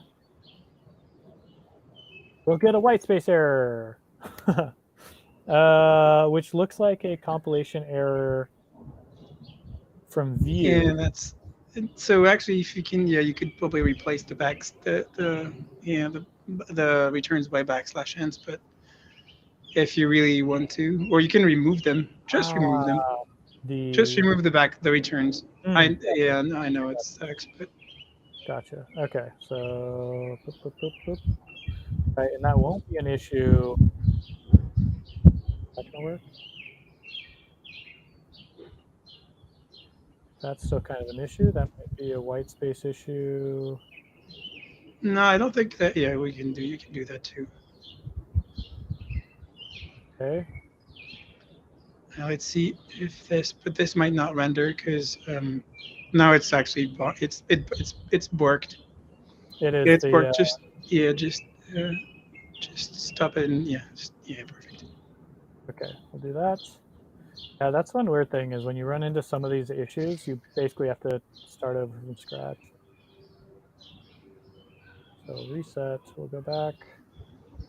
Okay, that's loading, and then reload this page because I think it was cached.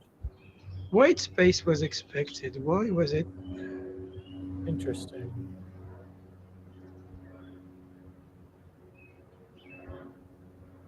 So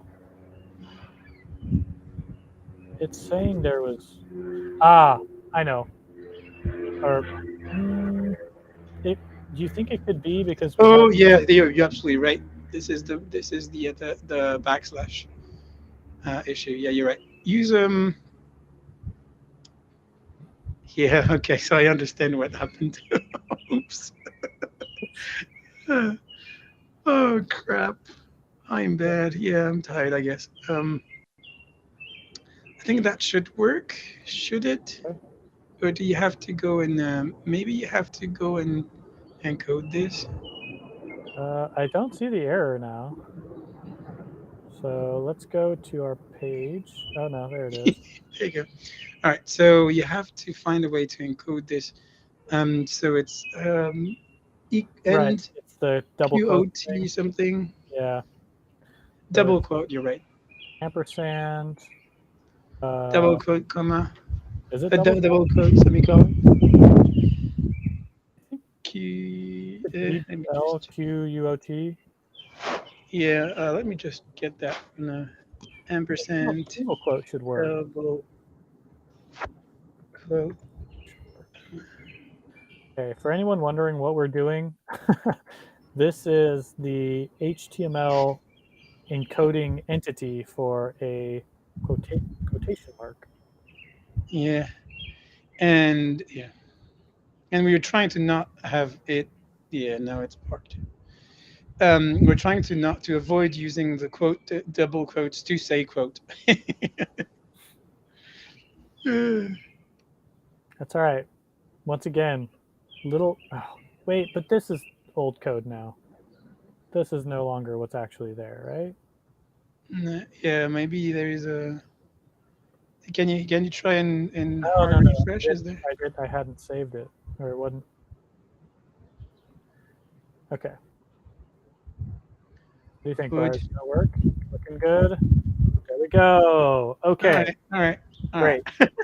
Okay, That was tough. slowly getting there. All right. So, Okay, so our component or your component is working. We have it registered into the application. We can place correct. it into our Markdown. Now, Hmm. the big issue is I don't want this to live inside of my Markdown because Correct. when someone 'Cause- comes to my when someone comes to my documentation on GitHub or an npm and they see this, or I don't think this will actually even render onto the page, right? mhm. So this will Yeah, effectively, it will look ugly, and even their code is like even this code is really ugly. So what yeah, you want to do to go now is to go to the Viewpress plugin repo. So View Live is it Viewpress-live. I think if okay, you type Viewpress-live here, you should be fine. Click on View Style Guide is here. Like click on the link here, because I okay, think it's a sub repo of this. There you go. okay. And so here you have a couple of interesting files. Everything is at the root, so it's super simple. Like I didn't put any folders in there. So the first thing is enhance app files. I believe that's exactly what we did. Okay. Isn't this registering view component? Correct. So that's the registration of the view component. This is actually loading it asynchronously so that it avoids to brute force everything. But you can figure it out in any other way. This is actually also allowing you to use a custom Vue Live layout in order to have a better, because as you can see, if you look at your alert utensils, if you go back to the first tab,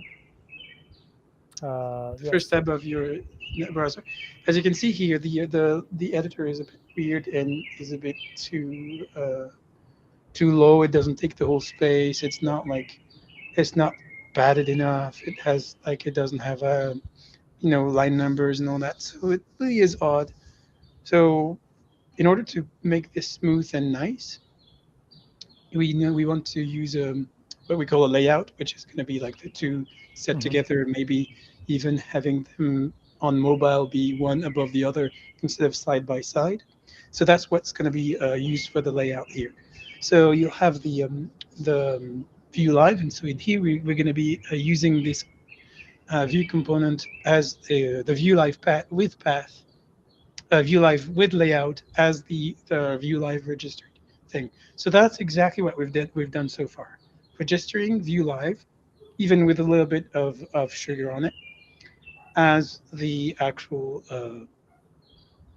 view live component for everything.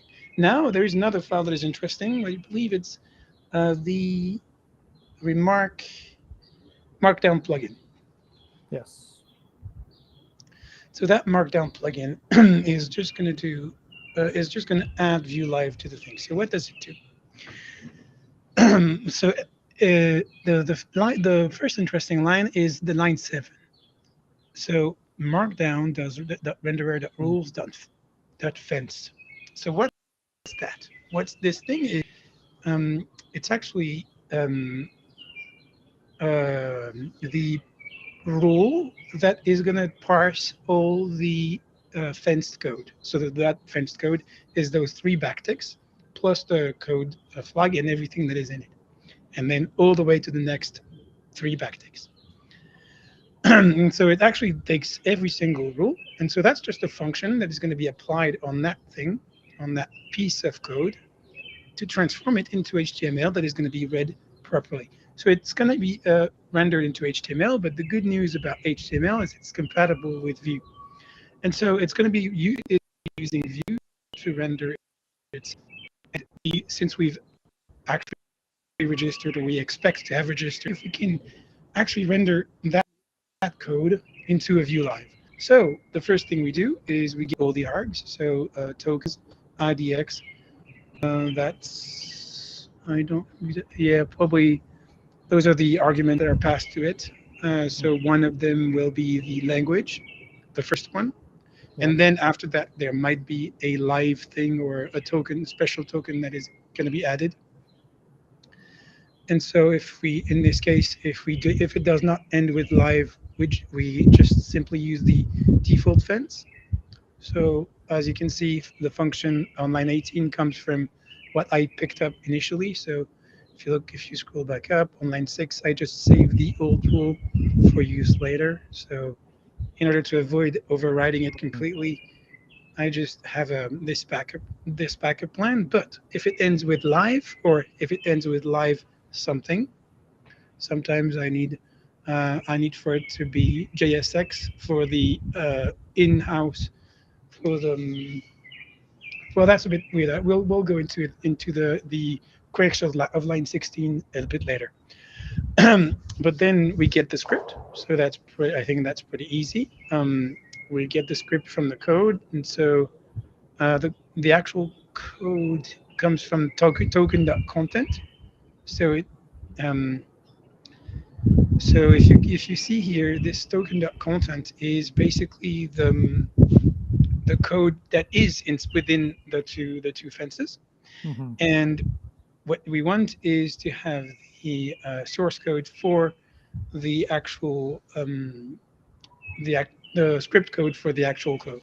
So this part here is to extract all the imports. So we try to be a bit clever and to preload within the code all the imports that are done within that script. So if you import any faker data or any JSON files that you want to have data to be able to render it, we still want the code to be editable, even if you import stuff. And everything that is already imported, we want it to be available. Make sense?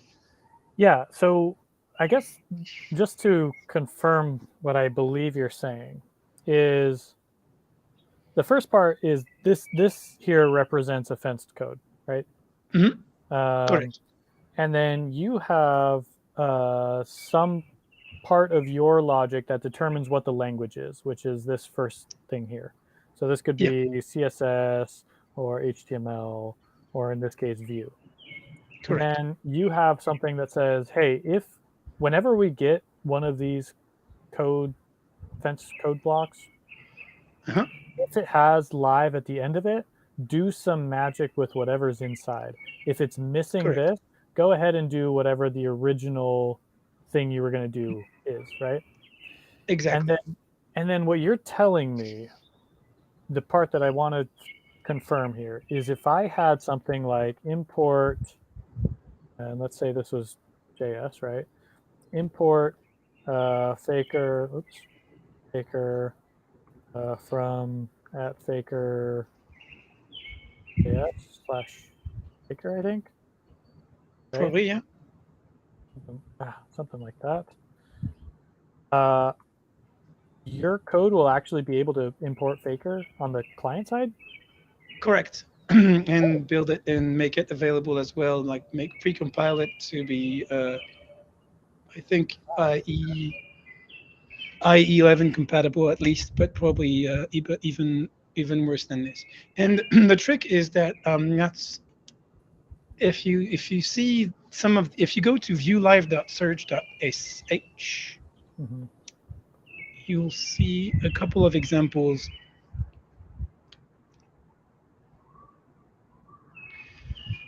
of Vue Live in action and how it's actually supposed to work. So this is basically, as you can see here, this is almost JSX and almost Yeah. Vue. It's not exactly Vue. It's not exactly JSX. It's some code that is very much specifically wired to making examples. And so, as you can see at the beginning, you just have those, two little lines of code, line 1 and 2. Those two lines of code are basically just defining variables, and you could have basically any script you want, all the way down to the first bracket, the first tag that you find. And as soon as it finds the first tag, it starts taking this as a template. And I think it looks a lot more like Svelte I learned than Vue, but basically that's how condensed it can become. Because if you start having templates and closed templates and all that, you actually start losing the whole core of the sense of your examples. So you want to almost make it simpler this way. After that, if you click on more examples down below, you'll see that you can of course use Vue single file components, which is what you are using already, and you can use, and it automatically detects the style of coding it's using. Pure JavaScript code. So if you want just to do Vue.component or a new Vue, I don't know if it's gonna. Maybe probably it's gonna work. I think, yeah. That's so cool. And so, pure JavaScript code. If you continue scrolling down, pure JavaScript code. So this is, as you were saying, like this is the old style thing. So this is the Vue 2 style, but the Vue 3 style works as well. And then the next point is exactly what I was talking about. So in this case, those are Chicago neighborhoods because I live in Chicago. And so you can see here that I import all from this. So all is just an import. And so if you go I equals a 6 or 7 or 20, it will give you more. Is there the one I live in? Not even. Anyway, so yeah, there's tons of, of neighborhoods in Chicago. And that's actually what makes it great. Anyway, so as you can see here, we still have this same structure with the code and then the view template below it still being not clearly separated in a script and a template. Mm-hmm. But if you have a script, it will work as well. And so, of course, the last one that actually works is JSX. So if you actually use pure JSX, it's going to work as well. So if you use like completely valid Vue JSX, it will work as well. Yeah, because and that's something that is not really commonly talked about in the Vue world. The Vue can work with JSX just fine. Exactly, and this is very, very useful. I don't know if you know, but I work now at Cypress on the component testing team.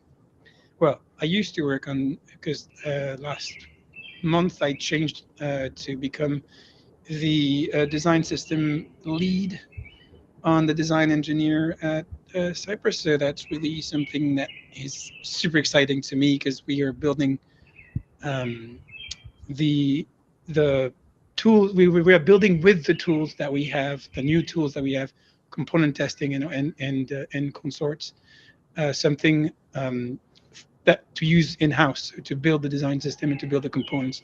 So we're going to probably be using Vue Live and all that stuff magically within my work. So I'm That's excited great. to be able to move this to Vue 3 because basically the documentation is going to be in Vue, is going to have to be in Vue 3 as well. So Yeah. I'm going to have to use Vue Live and component testing.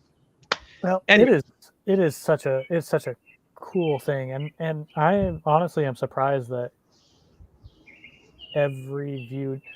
I mean, like I said, I've probably gone through 3 or 4, maybe 5 different options for rendering live examples onto the page. And even Vue Live itself is not what I'm looking for, right? It's the Viewpress plugin for Vue Live that does that extra step of taking this Markdown fenced code block and rendering yep. it. And we actually have not gone to the part that is that I think is serving the users the most, and if you go back to the code of inside of Viewpress Live plugin, the one thing that is really really hard to get to, that actually took me the longest, and it's probably the most important, is this is the line 44 to probably 55, to get that complete block of code working all the time, especially with SSR, no SSR, etc. Mhm. Being able to build all that piece of code and removing all those, end quote, those returns were missing Yeah, with Markdown, all that stuff that you actually need to clean up and remove and bring back. And so yeah, the that's basically how it happened. So yeah, yeah. Okay, so do we want to try and tackle getting this over the finish line? I think so. Yeah, that's a good idea. Let me just check where this is actually used, but I think this is, so yeah. Can you check Markdown plugin?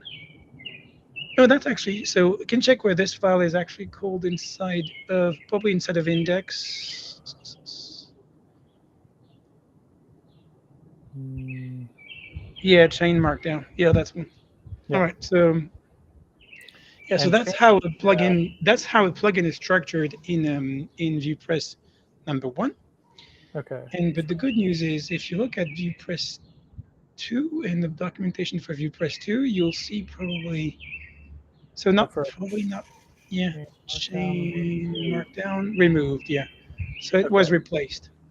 yeah, but if we go here, it was not replaced. It was just Extend Markdown. So ex- yeah, it's just extend Markdown. So maybe you can just okay, see what extends Markdown does. okay, and I think that we still have a little bit of a difference here, right? Because what we've done so far is not create a plugin. This is the No, but API within the plugin system, right? correct.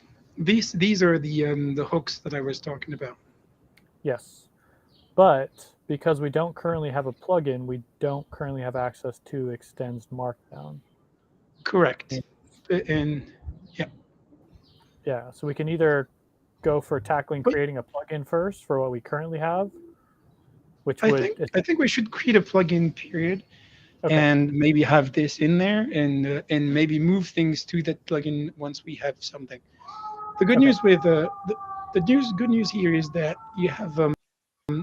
you can actually reference. Don't It doesn't have to be a public file. You could actually almost create a plugin like exactly. You could right, create a plugin within your ecosystem and just save it, have it live there, and reference it from where it is.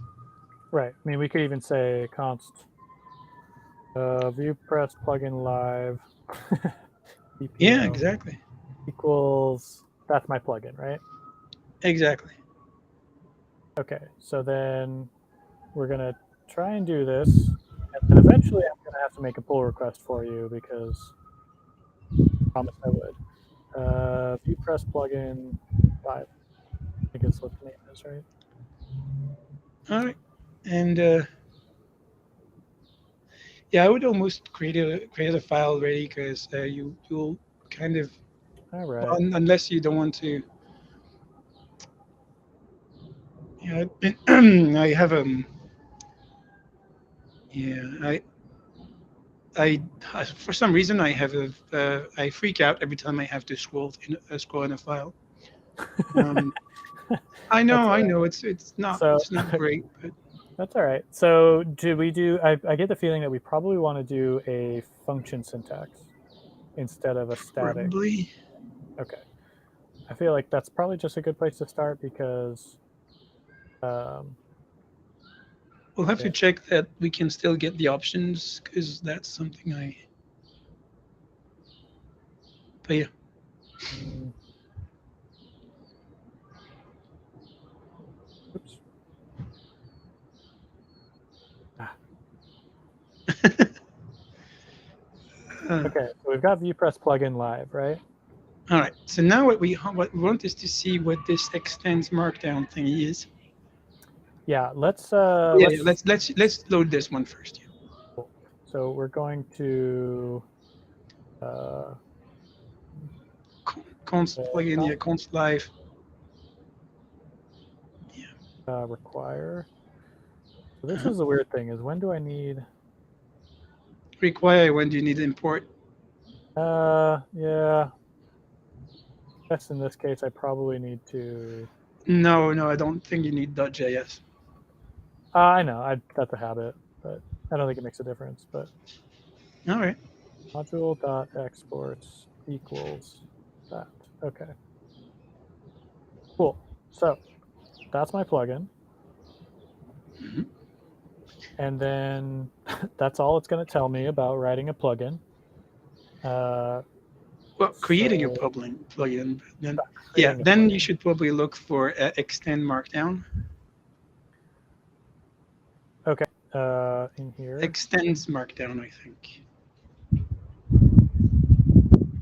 ends markdown is going to be this part. Yeah, exactly. That's exactly what I wanted. It goes inside of the returned options. I don't think we need, well, we don't need either of these, right? Well, we'll need some Markdown use. Ah, I We don't need, I mean, know. Yeah, I'll just, no, we don't I'll, need Markdown use. Yeah, you can go and look for the code in the original plugin. now let me ask you this. Before we try and do the new functionality, should Hmm. we move the existing things that we've already done, like registering Vue Live, to this plugin? But yeah, maybe that's a good idea. So That's then the we have yeah, something that's a great working. idea. Let's let's look for enhance on the Okay. documentation just to make sure um, that the Yes. plugin API has not been completely changed. Client app enhance files. That Slightly. sounds good. Okay. Okay. So we basically need all of Yeah, this. Copy that. Oops. that's weird Here. though, because the thing Yeah, is, you would have to have two files for the same thing. exactly. Oh well, I think that's good. I think that's okay. So yeah, I would because I was gonna have it anyway. The only weird part is that you have to have it in JS, but why not? Uh, as opposed to what? Well, as opposed to neutral and then TypeScript. Oh, okay. Because what I was thinking was that maybe we would want to have it in. Yeah. Wait. Okay. Oh well, that's fine We then. rename It's that good enough. to VP client app enhance. Okay, there's my client app. I no longer need any of this stuff from utensils. I don't need this. And I don't need this. Mhm. That should be it. Yep, that's it. The options and router and site data might be obsolete as well, but who cares? Yeah. But then the question is, in a plugin, see, this is the kind of the weird thing, is because it's a transition from Viewpress 1 to Viewpress 2, that encompasses a transition from Webpack to Vite. And once you're working in Vite, Vite kind of understands both CommonJS and EJ. Yeah, ECMAScript JavaScript module EJ. EJS. Yes. So I'm using CJS here because that's how plugins were written before. Well, I guess I'll just, I don't know. Should I convert this to CJS or should I try with EJS? You know, like. So the trick is that you have to see one. There is one thing that I see here that is very different. That is critical. If you look at the plugin, if you look at the code of the plugin, it actually references a file instead of requiring it directly. Which means that this is actually something that is probably transformed into an import inside of the code that is passed to Viewpress. And so in this case, it's actually rendered within Vite. So this file, this VP client app, and hence is better off as ESM. Yes. Okay. But then we'll keep this one as CJS. Very clever. Yep. Okay, cool. Then I think we're good. This is doing what the plugin's actually going to do. And this is finding a Don't forget to remove it from doing. Don't forget to remove View Live from the client app enhance. Yes. Smart. Smart. Okay, And so now we know. Better. Yes. Now we know that right now everything should be broken because we no longer have that registered. So in order for us to, well, let's verify that, right? So it looks like it's working. Oh, we changed the config, so yeah. We do have an unexpected token export, which is probably from before I switched it to CJS. Okay. Reload.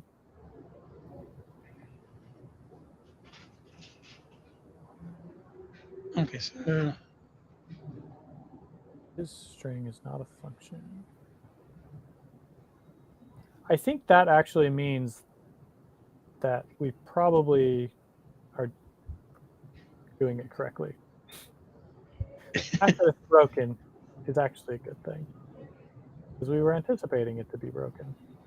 Yeah, exactly. Okay, cool. So the fact that it broke was a positive. So, which means to get it fixed again, we get our plugin working. And once we have our plugin working, we know that it's working. Our plugin should be connected correctly with the things it needs to do to get it working again, which means all we need to do is import our plugin, which we have here, and then actually use it down here, which should be just an array with that. Do I have to call it? I don't think I have to call it. I don't think so, no. I don't think so. And it should close the array. That should be it. I don't even know if it needs to be an array, but you can check. Because the array expects an options thing afterwards. Okay. Something. Okay, let's maybe not do the array then. Start the plugin. You can restart your process, I think. And yeah, smart.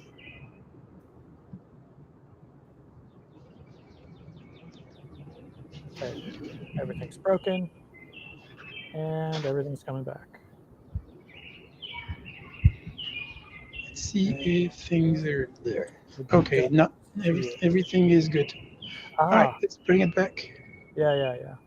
That's what was missing. Okay. Hey! Yatta! Yeah, that's awesome. That's awesome. Okay. Yeah, super silly. Next thing I'm so excited about, but really awesome. We have a plugin. Exactly. We have liftoff. Yes. And now the is to get this Markdown thing working. Yes. So extends Markdown should look something like what we had here with the Markdown plugin. Correct. So I'd like to see if we force the Markdown fence rule and we just give it a div whatever. We can. So I would actually simplify this a ton. Like keep the line 7, and what I would like to see is if it's actually overloading anything, because the rule already exists. So I'd like to make sure that it's actually overriding something or not. Like how things are working. Right. So you're saying take this Markdown, like this function here, right? This function that Hmm. we're defining, and just copy this part Hmm. and pass it here. So that's the function that we're getting here. Hmm. So pass it in here and overwrite the fenced part to just return something. Right? Return an something HTML that you can recognize. Okay.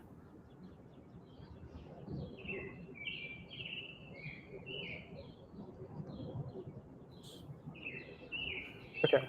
That's our function. We hit save. I wonder if we need to reload. I'm going to try not reloading and seeing when we get, hey, look at that. Anytime we use fenced Markdown, we just get hi Bart. There we go. All right. That's So awesome. now, exactly. So now that's great. And so now what we can do is check for that for those tokens. Right. So can I just copy like basically all Well, this? you can. Yeah, you could actually just copy everything, I think. Yeah. So we're going to do that. The only thing is, I have some options here. One is that you can customize live or not live, the live filter thingy.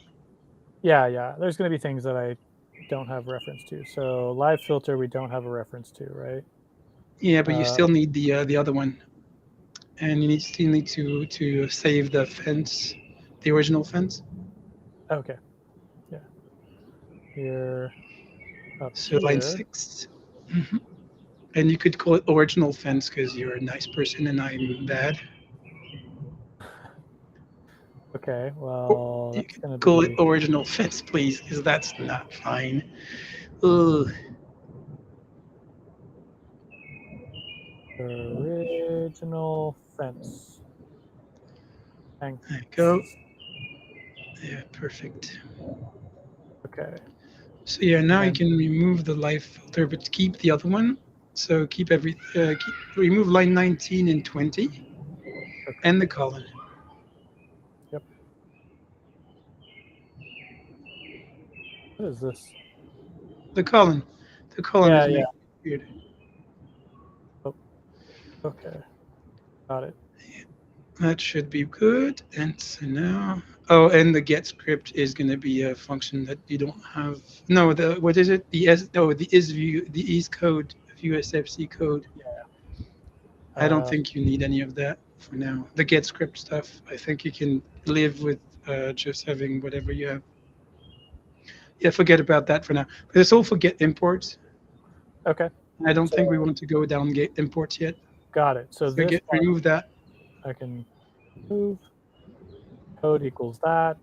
Source equals get script, which we don't have. Actually, source you want to, yeah, we don't, no, no, that's fine. You don't remove that as well. Requires we don't have. Yeah, that's the, so that's good that you keep. Okay. And then we have the requires here. Yeah, so that you can comment as well.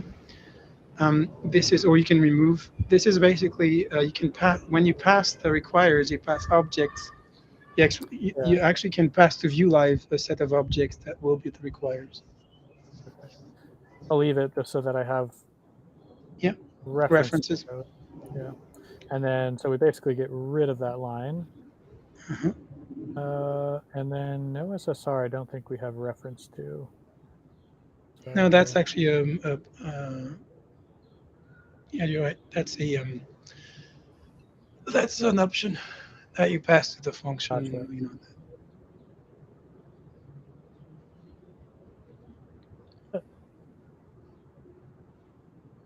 Yeah. We get Vue Live, we get the layout props, we get the code. You probably would want to have a Vue Live not be self-closing, but maybe have a separate Yes. closer. I don't know.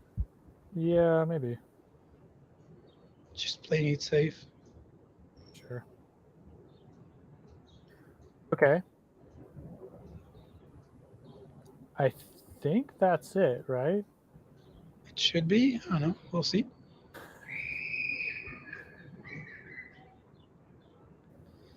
And then once you're there, I think the last thing is probably to.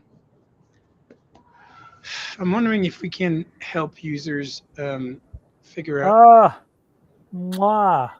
There we go. Look All at right. this. Okay. So I'm wondering if you can help users figure out their. Great. I was thinking that you could help users figure out that they forgot to set the alias, or maybe even set the alias for them. Ah, yeah, because that was a thing. You were saying you don't know how to. Where was it? In the. So that might now we might need to check the configuration for Here. Viewpress itself. Yeah. Can plugin authors modify the Viewpress configuration is the question. Yeah. So plugin API, development hooks alias. Oh. But that, I mean, maybe, right? Like let's see. Yeah, let's try it out. Let's try it out. It sounds like it's just as simple as taking the alias out of that and putting the alias into the plugin. Yeah, I would definitely extract this function to somewhere else, but to another file. Well, because I'm afraid of scrolling, but you know the extends Markdown. Wow. Yeah, I have no issues with long files. You should see, actually, since we're here, I want to show you my favorite component that I've ever created.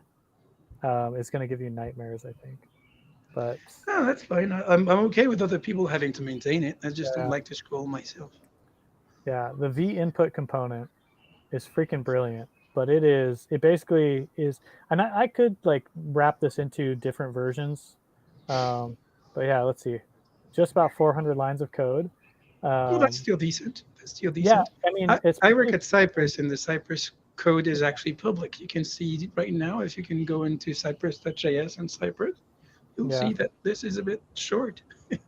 Yeah.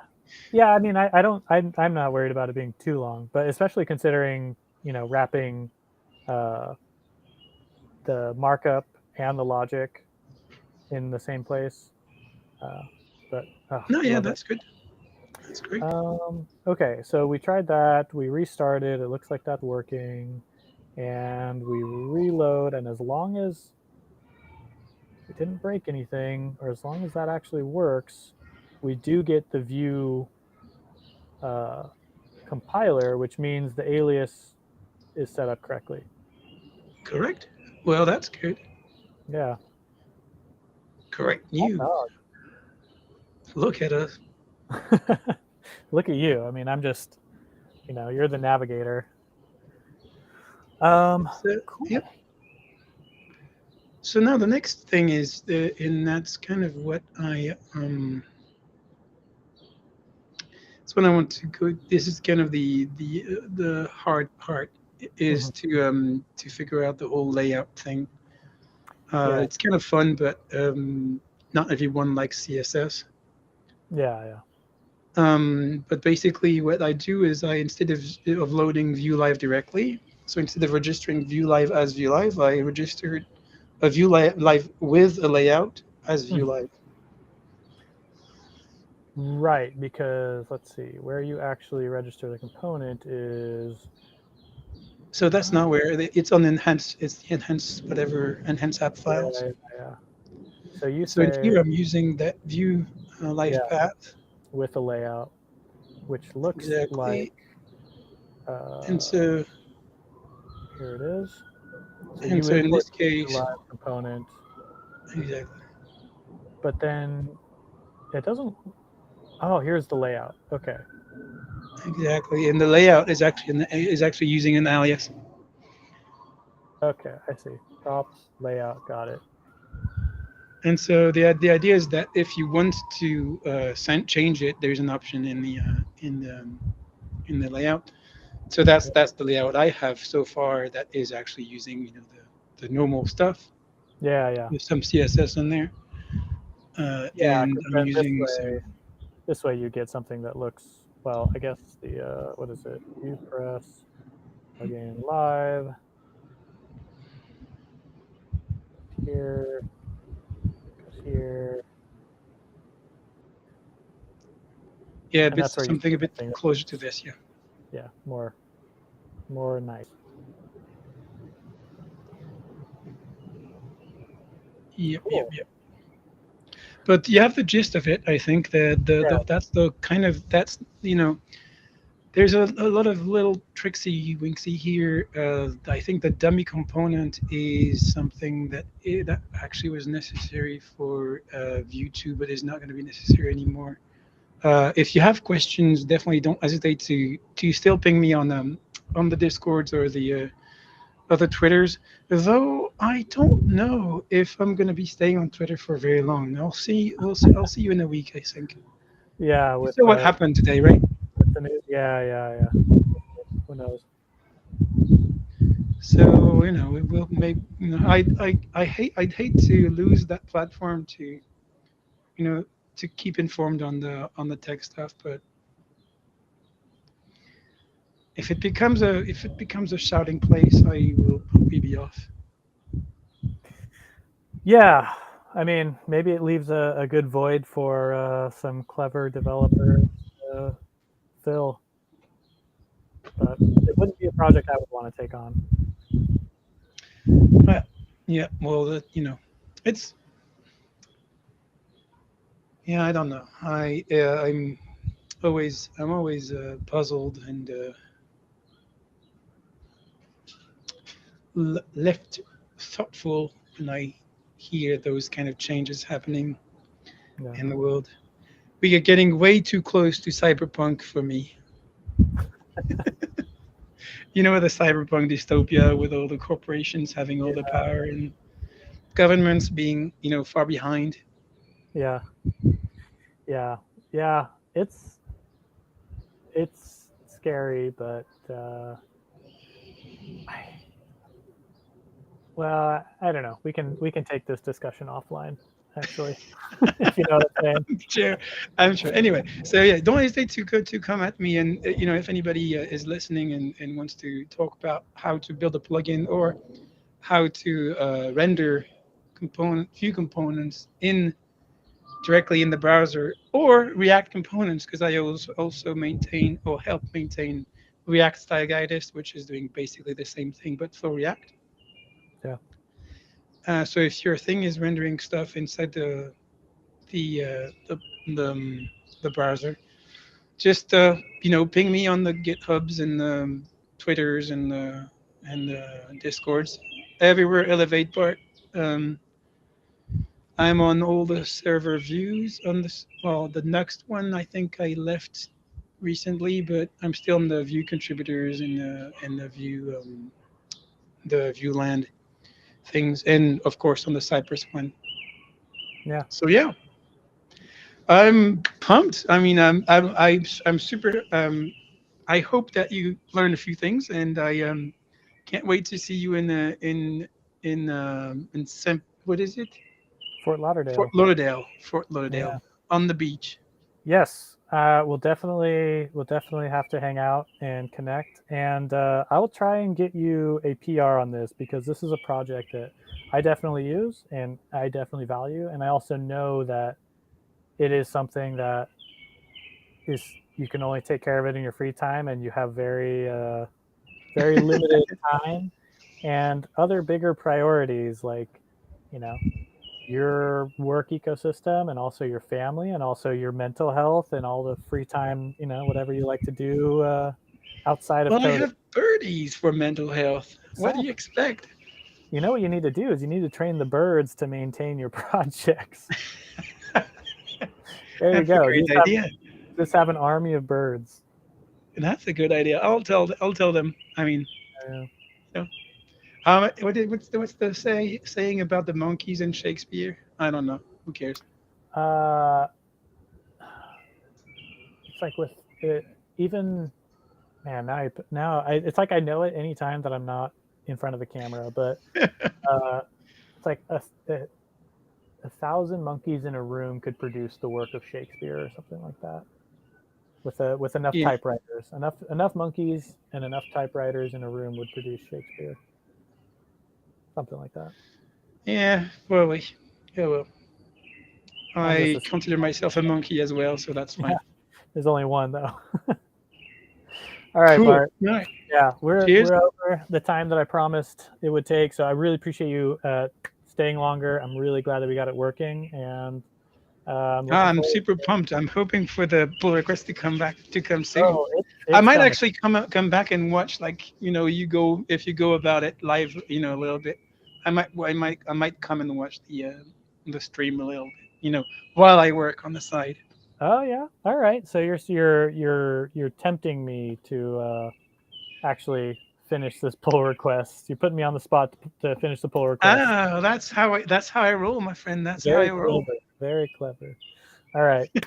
Cool. Well, thanks a lot again. Appreciate it. Really good to chat with you. Real big Same fan. here, same here. Very And pleasant. yeah, catch you Take care. later.